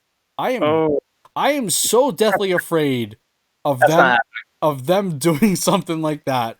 Like with all the characters that they have. Like them doing that would no, please no. I mean, do you consider that a small scale project if they were to do something like that? All right. So, their characters are, other than the main characters, their characters are trash. And they got trash in Xenoblade 2. Xenoblade 2, all the ancillary additional blades and how they outsource that, garbage. The in-house characters, excellent. So the main characters of Xenoblade 2, especially the main characters of Xenoblade 1, and the important main characters in X, all great characters. They're all great. All right, I recognized all of them. They're good. But there's a whole lot of hot trash characters in Xenoblade 2 that I hope they don't develop any further, because they outsourced it. They outsourced the conceptual artwork for them and then based the designs, the 3D models, on that outsourcing of the artwork. And by doing that, they came up with like wacky, weird designs that wasn't as cohesive as the rest of the game world. Right. I didn't mind it. I certainly enjoyed some of them. Like the one in the bathtub was freaking awesome. I forget her name. Yeah, that bathtub one, that was just ridiculous. Ridiculous. But she was kind of like a secret, not a secret. She might have been a secret one. I think my favorite one was the ice lance or ice spear one. I forgot her name. Yeah, that's the problem, right? They're all kind of forgettable, right? Yeah, because they are characters, but they didn't have anything important. They did have like a side quest or a series of side quests that you had to do for each one. Right. Which helped develop some of their story, but they weren't important to the main story whatsoever. Right. Yeah, it didn't matter. Yeah. But, the fact that to me, so you got afraid of them doing spin-off stuff. To me, I see these comments and I'm thinking like, oh, they're doubling down on Xenoblade. That's going to be their fork stake in the road thing. That's going to be their guiding light. That is their Zelda. Yeah, I mean, could they either like make smaller scales like Torna, something similar to that effect, where it's just really short experience? I don't think they'd want to take the Xenoblade franchise and do stuff like that with it. I don't think they want to, because Xenoblade, all three games are just massive, epic scale. They're just crazy huge. I mean, you've done two of them. Like, they get big scale. I mean, X, not as big and grand as 2, but like still like big guns, very philosophical on the concept that it's covering. So I don't see them wanting to downgrade or present a smaller scale interpretation of the Xenoblade story unless it directly ties into what they already have. Because what they have is huge. It is a big world and very elaborate, or a big set of worlds that are very well thought out and elaborate. So much so, they had so much content that they were able to create additional spin-off expansion content. Right. To do it in an entire smaller game, I don't think they'd want to do that. I think what they are going to go with is hopefully not the spin-off, Warriors route and do like weird like Persona 5 scramble stuff. That's where my brain. That's where my brain instantly went. Was like, oh please God, don't. What I hope they do is do like different genre, something different. Doesn't have to be an RPG. They just do so because they build awesome worlds. Now, obviously, if they're doing smaller scale, they can't do, Xenoblade-esque level of epicness. But they can definitely do some interesting stuff, especially with these engines. And if they do explore different genres, I'm totally down for them doing very different genres if they can execute on it. Yeah, well, I don't know if I mean they do RPGs so well. Like I don't want them to do a platformer or I mean something like that. This is their bread and butter. Like you said it, they do it so well. Not only do they do it so well, they are the best. They are the best. They are. Don't forget, they assisted with Breath of the Wild 2. They did Xenoblade 2. They just completed the finishing touches on Xenoblade Chronicles Definitive Edition. And this wasn't some shoddiness of giving it to some other studio. They in-housed it. Yeah, right. And they've gotten like bigger since then. They have like multiple studios now. Yeah. I'm excited. I can't wait to see. Those weird screenshots that we saw of this different fantasy world? Mm-hmm. So when I see comments like this, that's what I think of. Like, as one of their small scale projects. I don't know if it's going to be small scale because I hope not. It looks small scale. No, it did not. Yeah. So definitely did not. Yeah. I'm excited at whatever it is that they do. You know what? Oddly enough, I would love for them to do their own take on Star Fox. I would absolutely love it. Why? Because they've done vehicles very well. They've done flying very well in Xenoblade Chronicles X. Yeah. They showed off that they could do this futuristic, piloting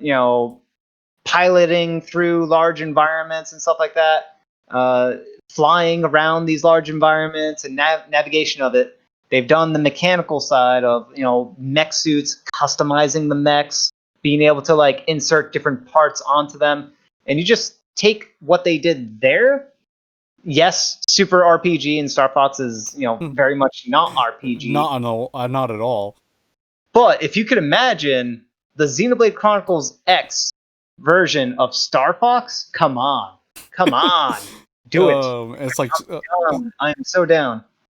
I don't know. I don't accept it. I don't accept it at all. But yeah, that's it for the news.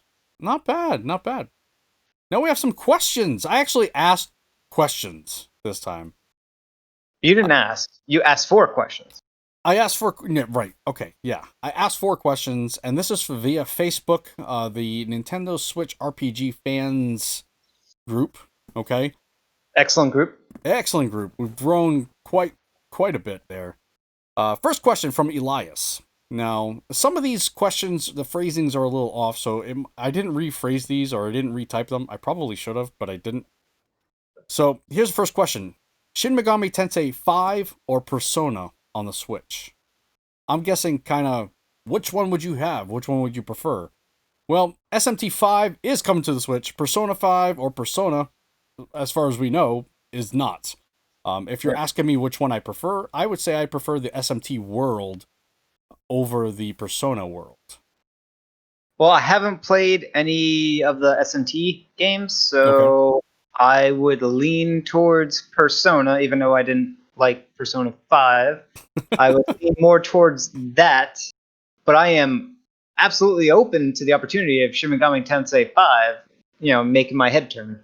Yeah, so. I think with Persona, right, it's all like school and college, not college kid, but like kind of that type of environment, where SMT is just different. It's just more adult, I guess. I don't know. I just prefer that over Persona. Just my opinion. And then she also asks, is port begging good or bad for the community? I think it's good to a certain point until it gets really kind of, I guess, toxic, where hate becomes prevalent over, port begging. It's good, I think, to ask for a game. It kind of lets the devs and publishers know what interests are, out there. I think when that ball gets rolling, it starts things, right? It's kind of has a snowball effect where maybe the devs be like, oh wow, there is an interest for this game we weren't thinking about. Let's open it back up and see what happens. Yeah, I'm totally with you. I think port begging is absolutely great, unless it's the developer asking the fans to port beg. Then at that point, you have to be a bit more discerning. I'm still okay with that. It just, at that point, it gets there's some context in there that matters. Well, but who does that? Is that like EA? Like with Capcom FIFA? Has done it. Yeah. There's been a lot of companies that have done it, like Capcom, and I think even like Platinum Games has done it.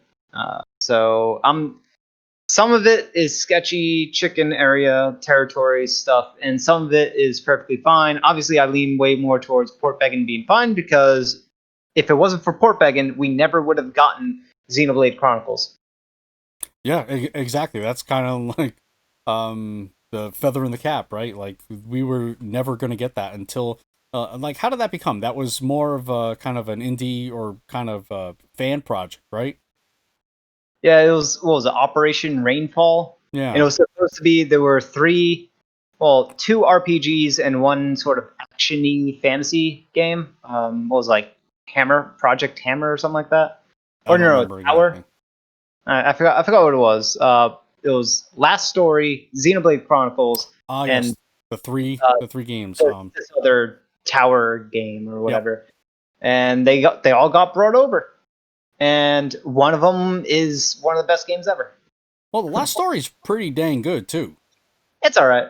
I would like to see that brought back in the Xenoblade Chronicles Definitive Edition. If the company who still does the last story was still around, I think it's Mistwalker. I don't know who owns that IP at the moment, but I would love to see them bring that back.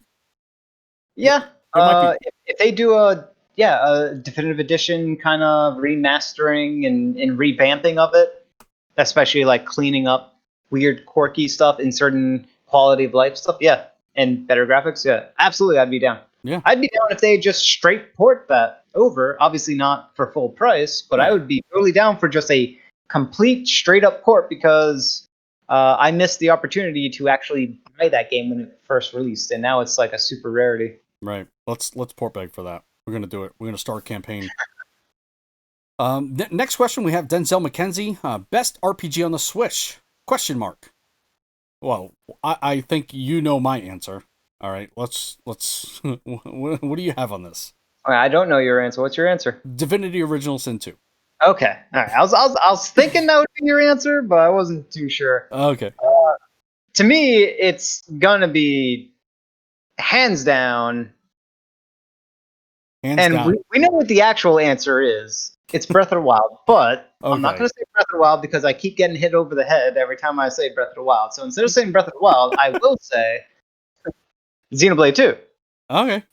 It's not even close to anything else. Would you say that over Xenoblade Definitive Edition? I mean, I know that just recently came out, but I haven't played enough of or seen enough of Xenoblade Definitive Edition okay. to sort of say that one over. You know what? Man, I love them both. They're both great. The Xenoblade family. I will say the original. Okay. I'll put on my nostalgia glasses and say the original. Now that the definitive edition, now that it is available on Switch, I can now officially say that one. That one is the best RPG, with a very close second being Xenoblade Chronicles 2, and then all other RPGs on the Switch take a big backseat to those two. What? Yeah. You are on some medication right now. I'm not, because all the other ones aren't ported over as well, or aren't the best versions that they could be on the Switch. Whatever. He also asks how the upcoming RPGs such as Bravely Default, Paper Mario will fit into that discussion. Now, obviously, it's tough to say. Now, we were able to play Bravely Default too, right, with the demo. It felt very samey to me. It felt like the original on the 3DS. I didn't really. What's that?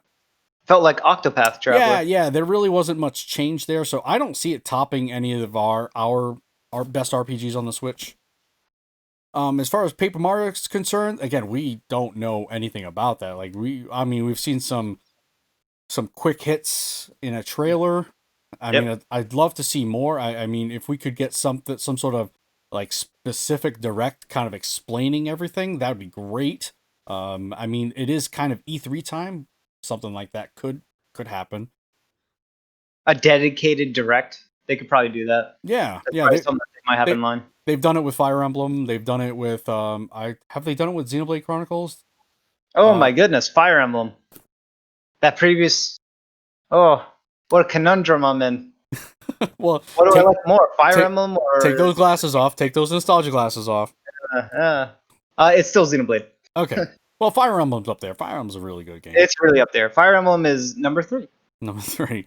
But as far as Paper Mario is concerned, I've never played really any Paper Marios other than Color Splash. So technically, people don't even call that Paper Mario. You played the wrong Paper Mario, so you're like so off on the potential of what the Origami King could be. And I see it the way I see it is I see it as Thousand Year Door 2, right? That's where my hype level is. Wow, that's really high though. It's not. So It's kind of unfair. I'm so hyped for it because it looks like it's actually going to deliver. It looks like it's going to be the true sequel to the actual Paper Mario 3 that we've always wanted, right? Mm-hmm. Not the Super Paper Mario, not the Color Splash, and whatever the other ones were called. None of those. Garbage. Absolute garbage. Get rid of it. Get out of here. We want the good, traditional. We want that audience, which they got. We want that stage, which they kind of got. You can rotate it. It's weird. I don't know. It's got the beautiful looking craftiness that Color Splash, by the way, is a good looking game. Mm-hmm. Visually, it looks real good. This one looks better because they went even more into the handcraftiness of the world. It looks real good. The potential for awesome comical inside joke Mario, only the fans will actually get this type of humor. The potential's there. I am so hyped. They got the party members that's in there. At this point, it's almost going to be a surefire that it's going to be excellent. And if it has the potential, if it could, because it does have the potential to be better than Thousand Year Door. And just from that potential alone, this could be one of the best RPGs on Switch. Yeah, I think you're setting your expectations a little too high. I'm hyped. Just because I don't want you to be disappointed, Johnny. All right, I don't want to see you cry. I don't want to put it all over the Twitters. They can't because I already know it's going to be better than Color Splash. Well, yeah, I guess you could say that. If you know how they would disappoint me is if they ported Color Splash and called it Deluxe Edition. That's how it would have happened. Oh no, that would be disastrous.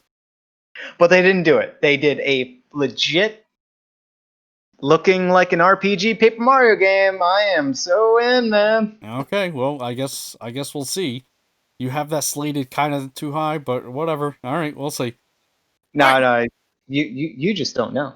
I don't know. I have no I have no idea. To play Paper Mario 2, it is absolutely fantastic. Okay. It still looks like a really good looking game to this day. It's classic look. It's like a pixel art game. You can't really go wrong with it. Classic. It's not really classic though. It's not yet. No. I'm just saying the look of it isn't classic. It's its own style that actually ages very well. Right. That's what I mean. It's like pixel art. Like pixel art kind of ages. It's fine. You still play pixel art games. All right. Next question we have Mike D. Oshberg, I believe that's how you say it. What do you think an ambitious game like The Outer Worlds does for the Switch? Let me read the entire question before you jump on that. All right. Even if the specs can't be compared to other consoles, if enough people buy it and it's considered a success, should we expect more open world RPGs like, say, Fallout 4 to get ported over? All right, so let's deal with your first aspect here. What do you think an ambitious game like The Outer Worlds does for the Switch? Nothing. It makes it look bad. That's what it does. I think, here's my thing, like, Virtua Studios really talked up a big game, right? Like, they said that any current gen game can be ported over, but obviously it comes out with costs. Now, there have been other ports that have been done better, okay? For example, Panic Button, right? Panic Button has done really some tremendous looking games on the Switch, such as Warframe. Warframe is one. Wolfenstein 2, I'm looking at them right here. And Wolfenstein Youngblood. Again, I consider Wolfenstein 2, New Colossus, and Wolfenstein Youngblood, I consider them current gen games, right? And they look pretty dang good. Yeah, two. Yeah, I played and beat 2. Yeah. Well, Switch. I don't know if Youngblood's on there. Is it? I may be wrong on that. I didn't play that one though. I'm looking it up. Yes, it is.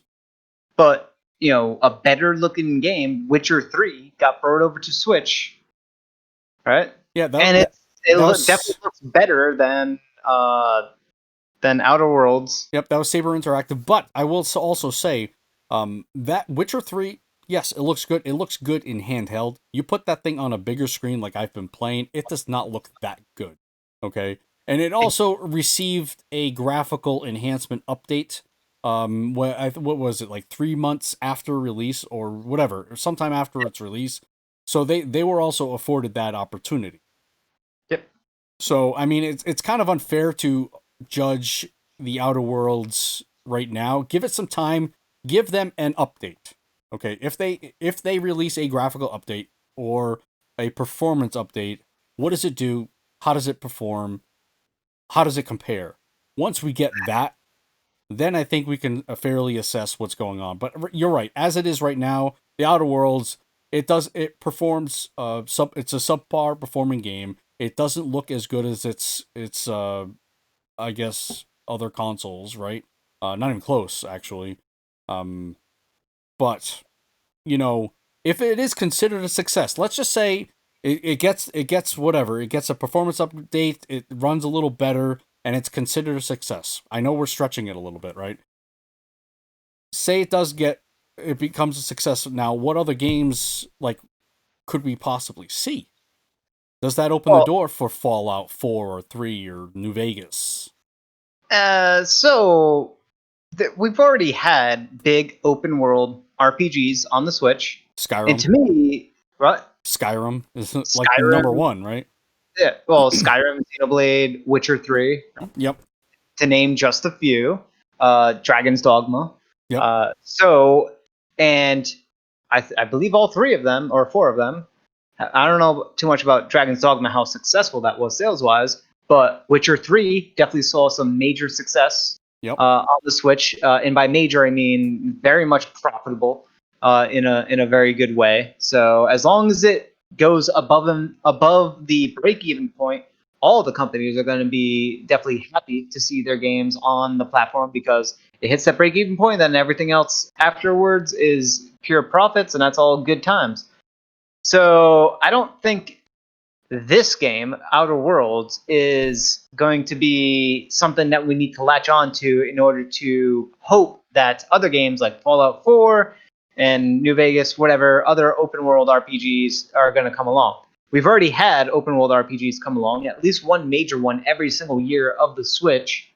So I think the reason why that's brought up, right, is it's kind of the most recent one, the most recent open world RPGs. So I think hopes are high. Say for example, there's a newer Dark Souls or Bloodborne. I'm just saying Bloodborne. Again, I'm just kind of picking names out of the hat. But there are new games that are just recently released. Could we potentially see them? And obviously that's the hope for any game that's released on those other consoles, like a PlayStation 4 or Xbox. But it could be like Dark Souls 3, it could be Sekiro, whatever that the next From Software game with George R.R. Martin's, whatever that's going to turn out to be. Is that Mortal Shell? I don't think it's an actual name. Elden Scrolls, Elden Ring. I think it's Elden Ring. Yeah, I think that's what it's called. Okay, yeah. Or the Elden Ring, or something like that. Elden Ring. Yep. So, you know what? If it means, for example, if the Outer Worlds is successful, means that Tales of Arise comes to Switch, you better believe I'm going to get me the Outer Worlds for the Switch. You better believe it. Oh, we're going to clip this, put it in the memory banks. I live in a real world where there is no association of Outer Worlds success leading towards a Tales of Arise port to the Switch. So I think if anything, Bandai Namco already knows that the Switch is kind of already, turns profits for their games. So they're gonna do it if they can do it. If they can do it, they'll definitely do it. They did it with, and for them, right, the big tell was Tales of Vesperia successful? So you got to look at it more directly. For example, look at what's coming out for other consoles, or what has already come out for other consoles. Look at those companies, and then look at the games that they're releasing, and determine if there is a more direct correlation to those games and the ones that you want to have on Switch that just isn't there yet. Right. So for the Outer Worlds being correlated to Fallout, I totally get it. So if Outer Worlds does well, will Fallout 4 come in? Well, if Bethesda wasn't being so weird and bad with their releases, I would have said yes. If Outer Worlds was very successful, Fallout 4 would be a shoo-in.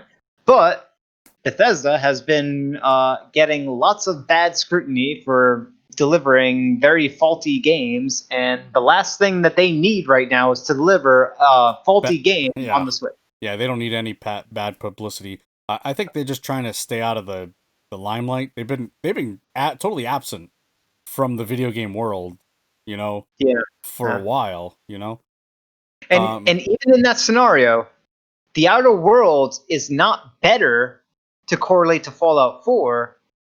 Skyrim is better if you want to do a correlation to Fallout 4, a potential Fallout 4 port. Yeah, so I think you're right.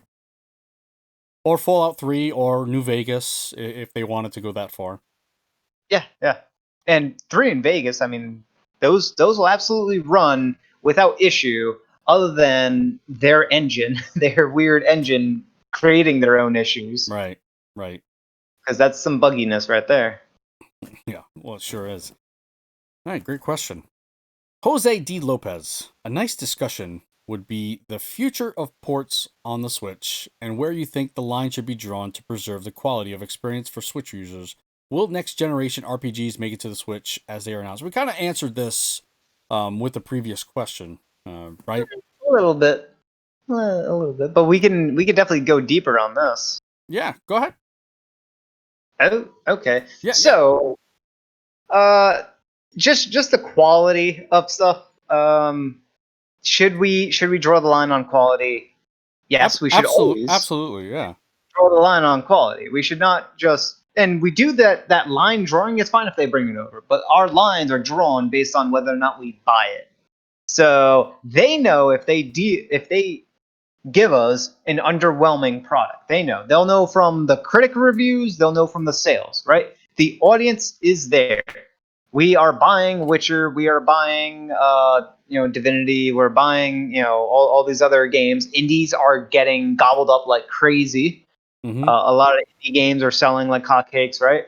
Xenoblade is doing the best it's ever been, right? It's a growing franchise, a very hardcore-esque franchise as well. Like these games, Fire Emblem is poised to be at its all-time best for the franchise with this latest iteration. So, without a doubt, RPGs are going very well, regardless of if they're JRPG or first party, third party, whatever.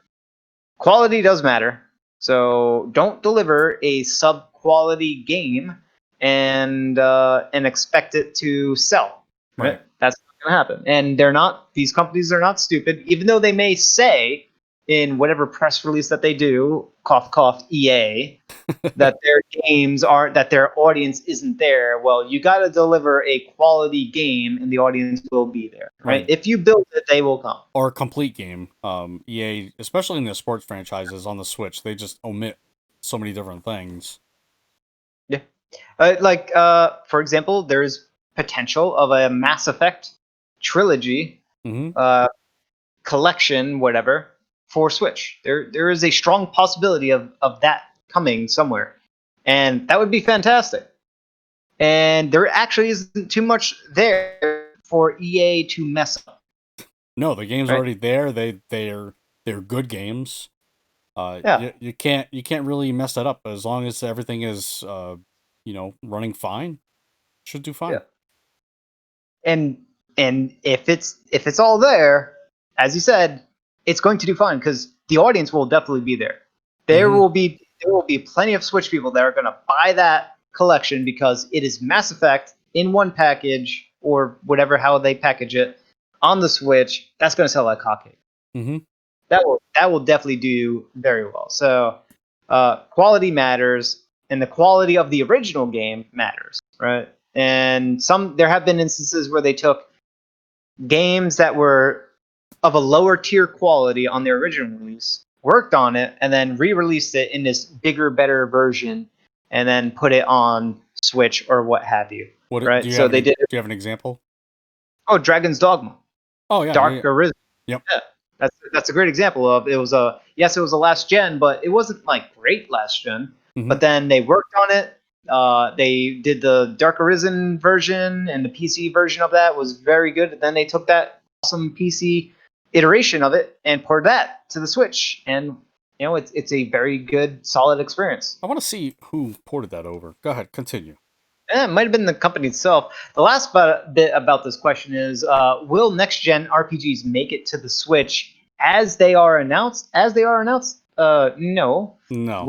We're definitely going to see less next gen games release on the Switch, and those are going to be when it comes to the Western developed games, there's going to be way less of those on the Switch. We'll still see the indie crowd. The indie crowd is definitely going to be there. The Switch is the indie darling.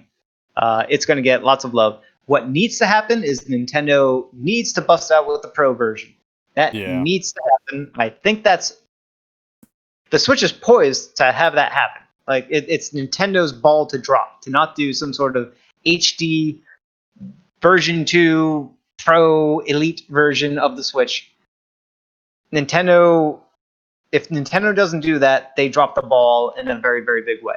Well, I because mean, modular system. Yeah, well, we won't get those current gen games, which is kind of stinks. But where they're making their money is on their first party games, and their first party games are, like making money, just putting them out there, no matter what they are. Not true. That's not true. Nintendo's been opening up the floodgates, and Nintendo makes lots of money because of the licensing royalty, or whatever it's called, the licensing fee. There is a fee that developers have to pay.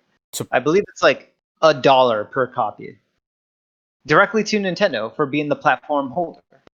Right, but what I'm saying is where they're making most of their dollars are on their own games, published games. No, you don't think so? Nintendo gets a 30% cut of eShop sales.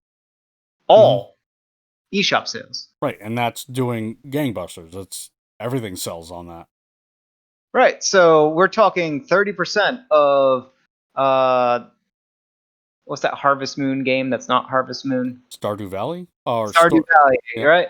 Terraria, Minecraft, all the different, iterations of Minecraft, right? Witcher 3. Nintendo gets a 30% cut of those sales, right? Mm-hmm.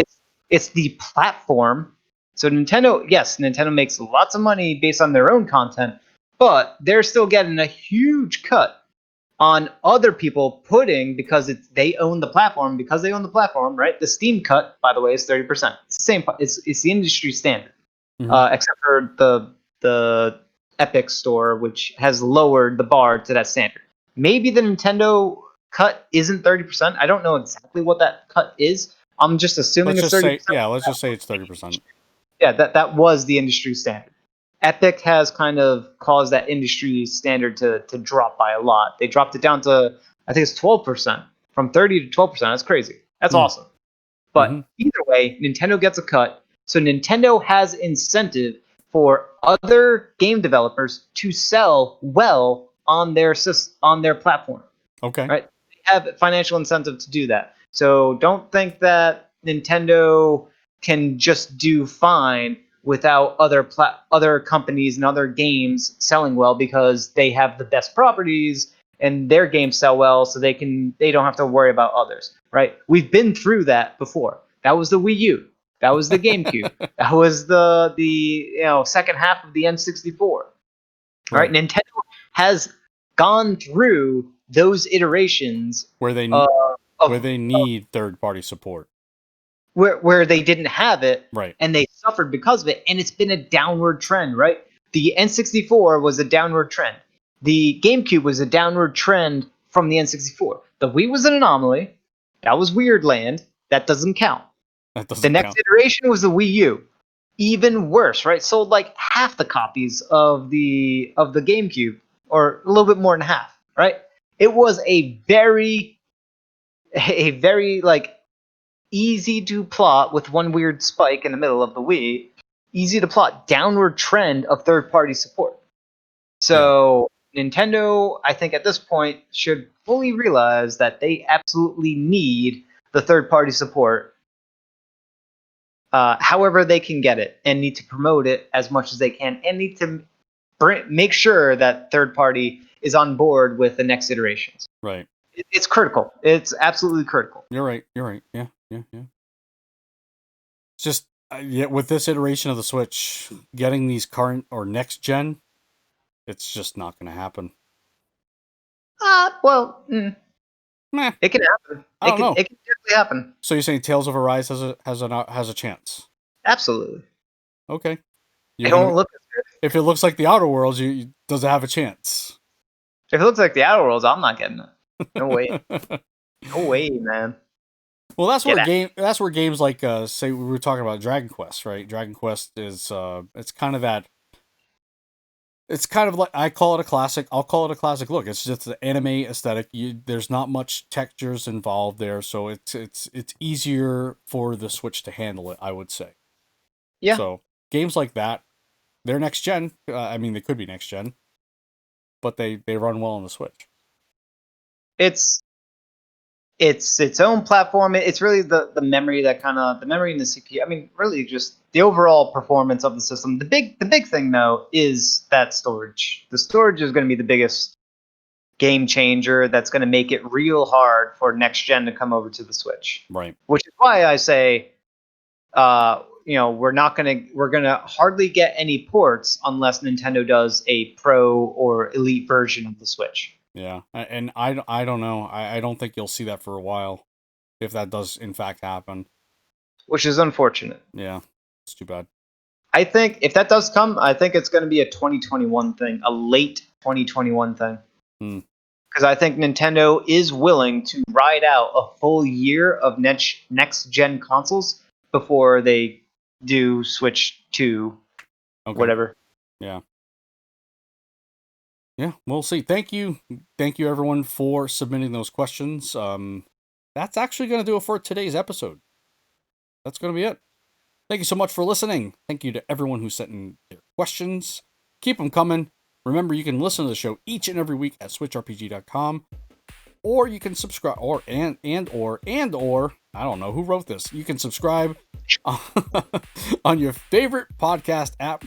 If you listen on an app, please give us a rating and review. Want to climb up those charts, so your support there would be amazing. And finally, you remember to head over to switchrpg.com for all your RPG needs on the Nintendo Switch. Until next time, Johnny, stop your dancing. Goodbye.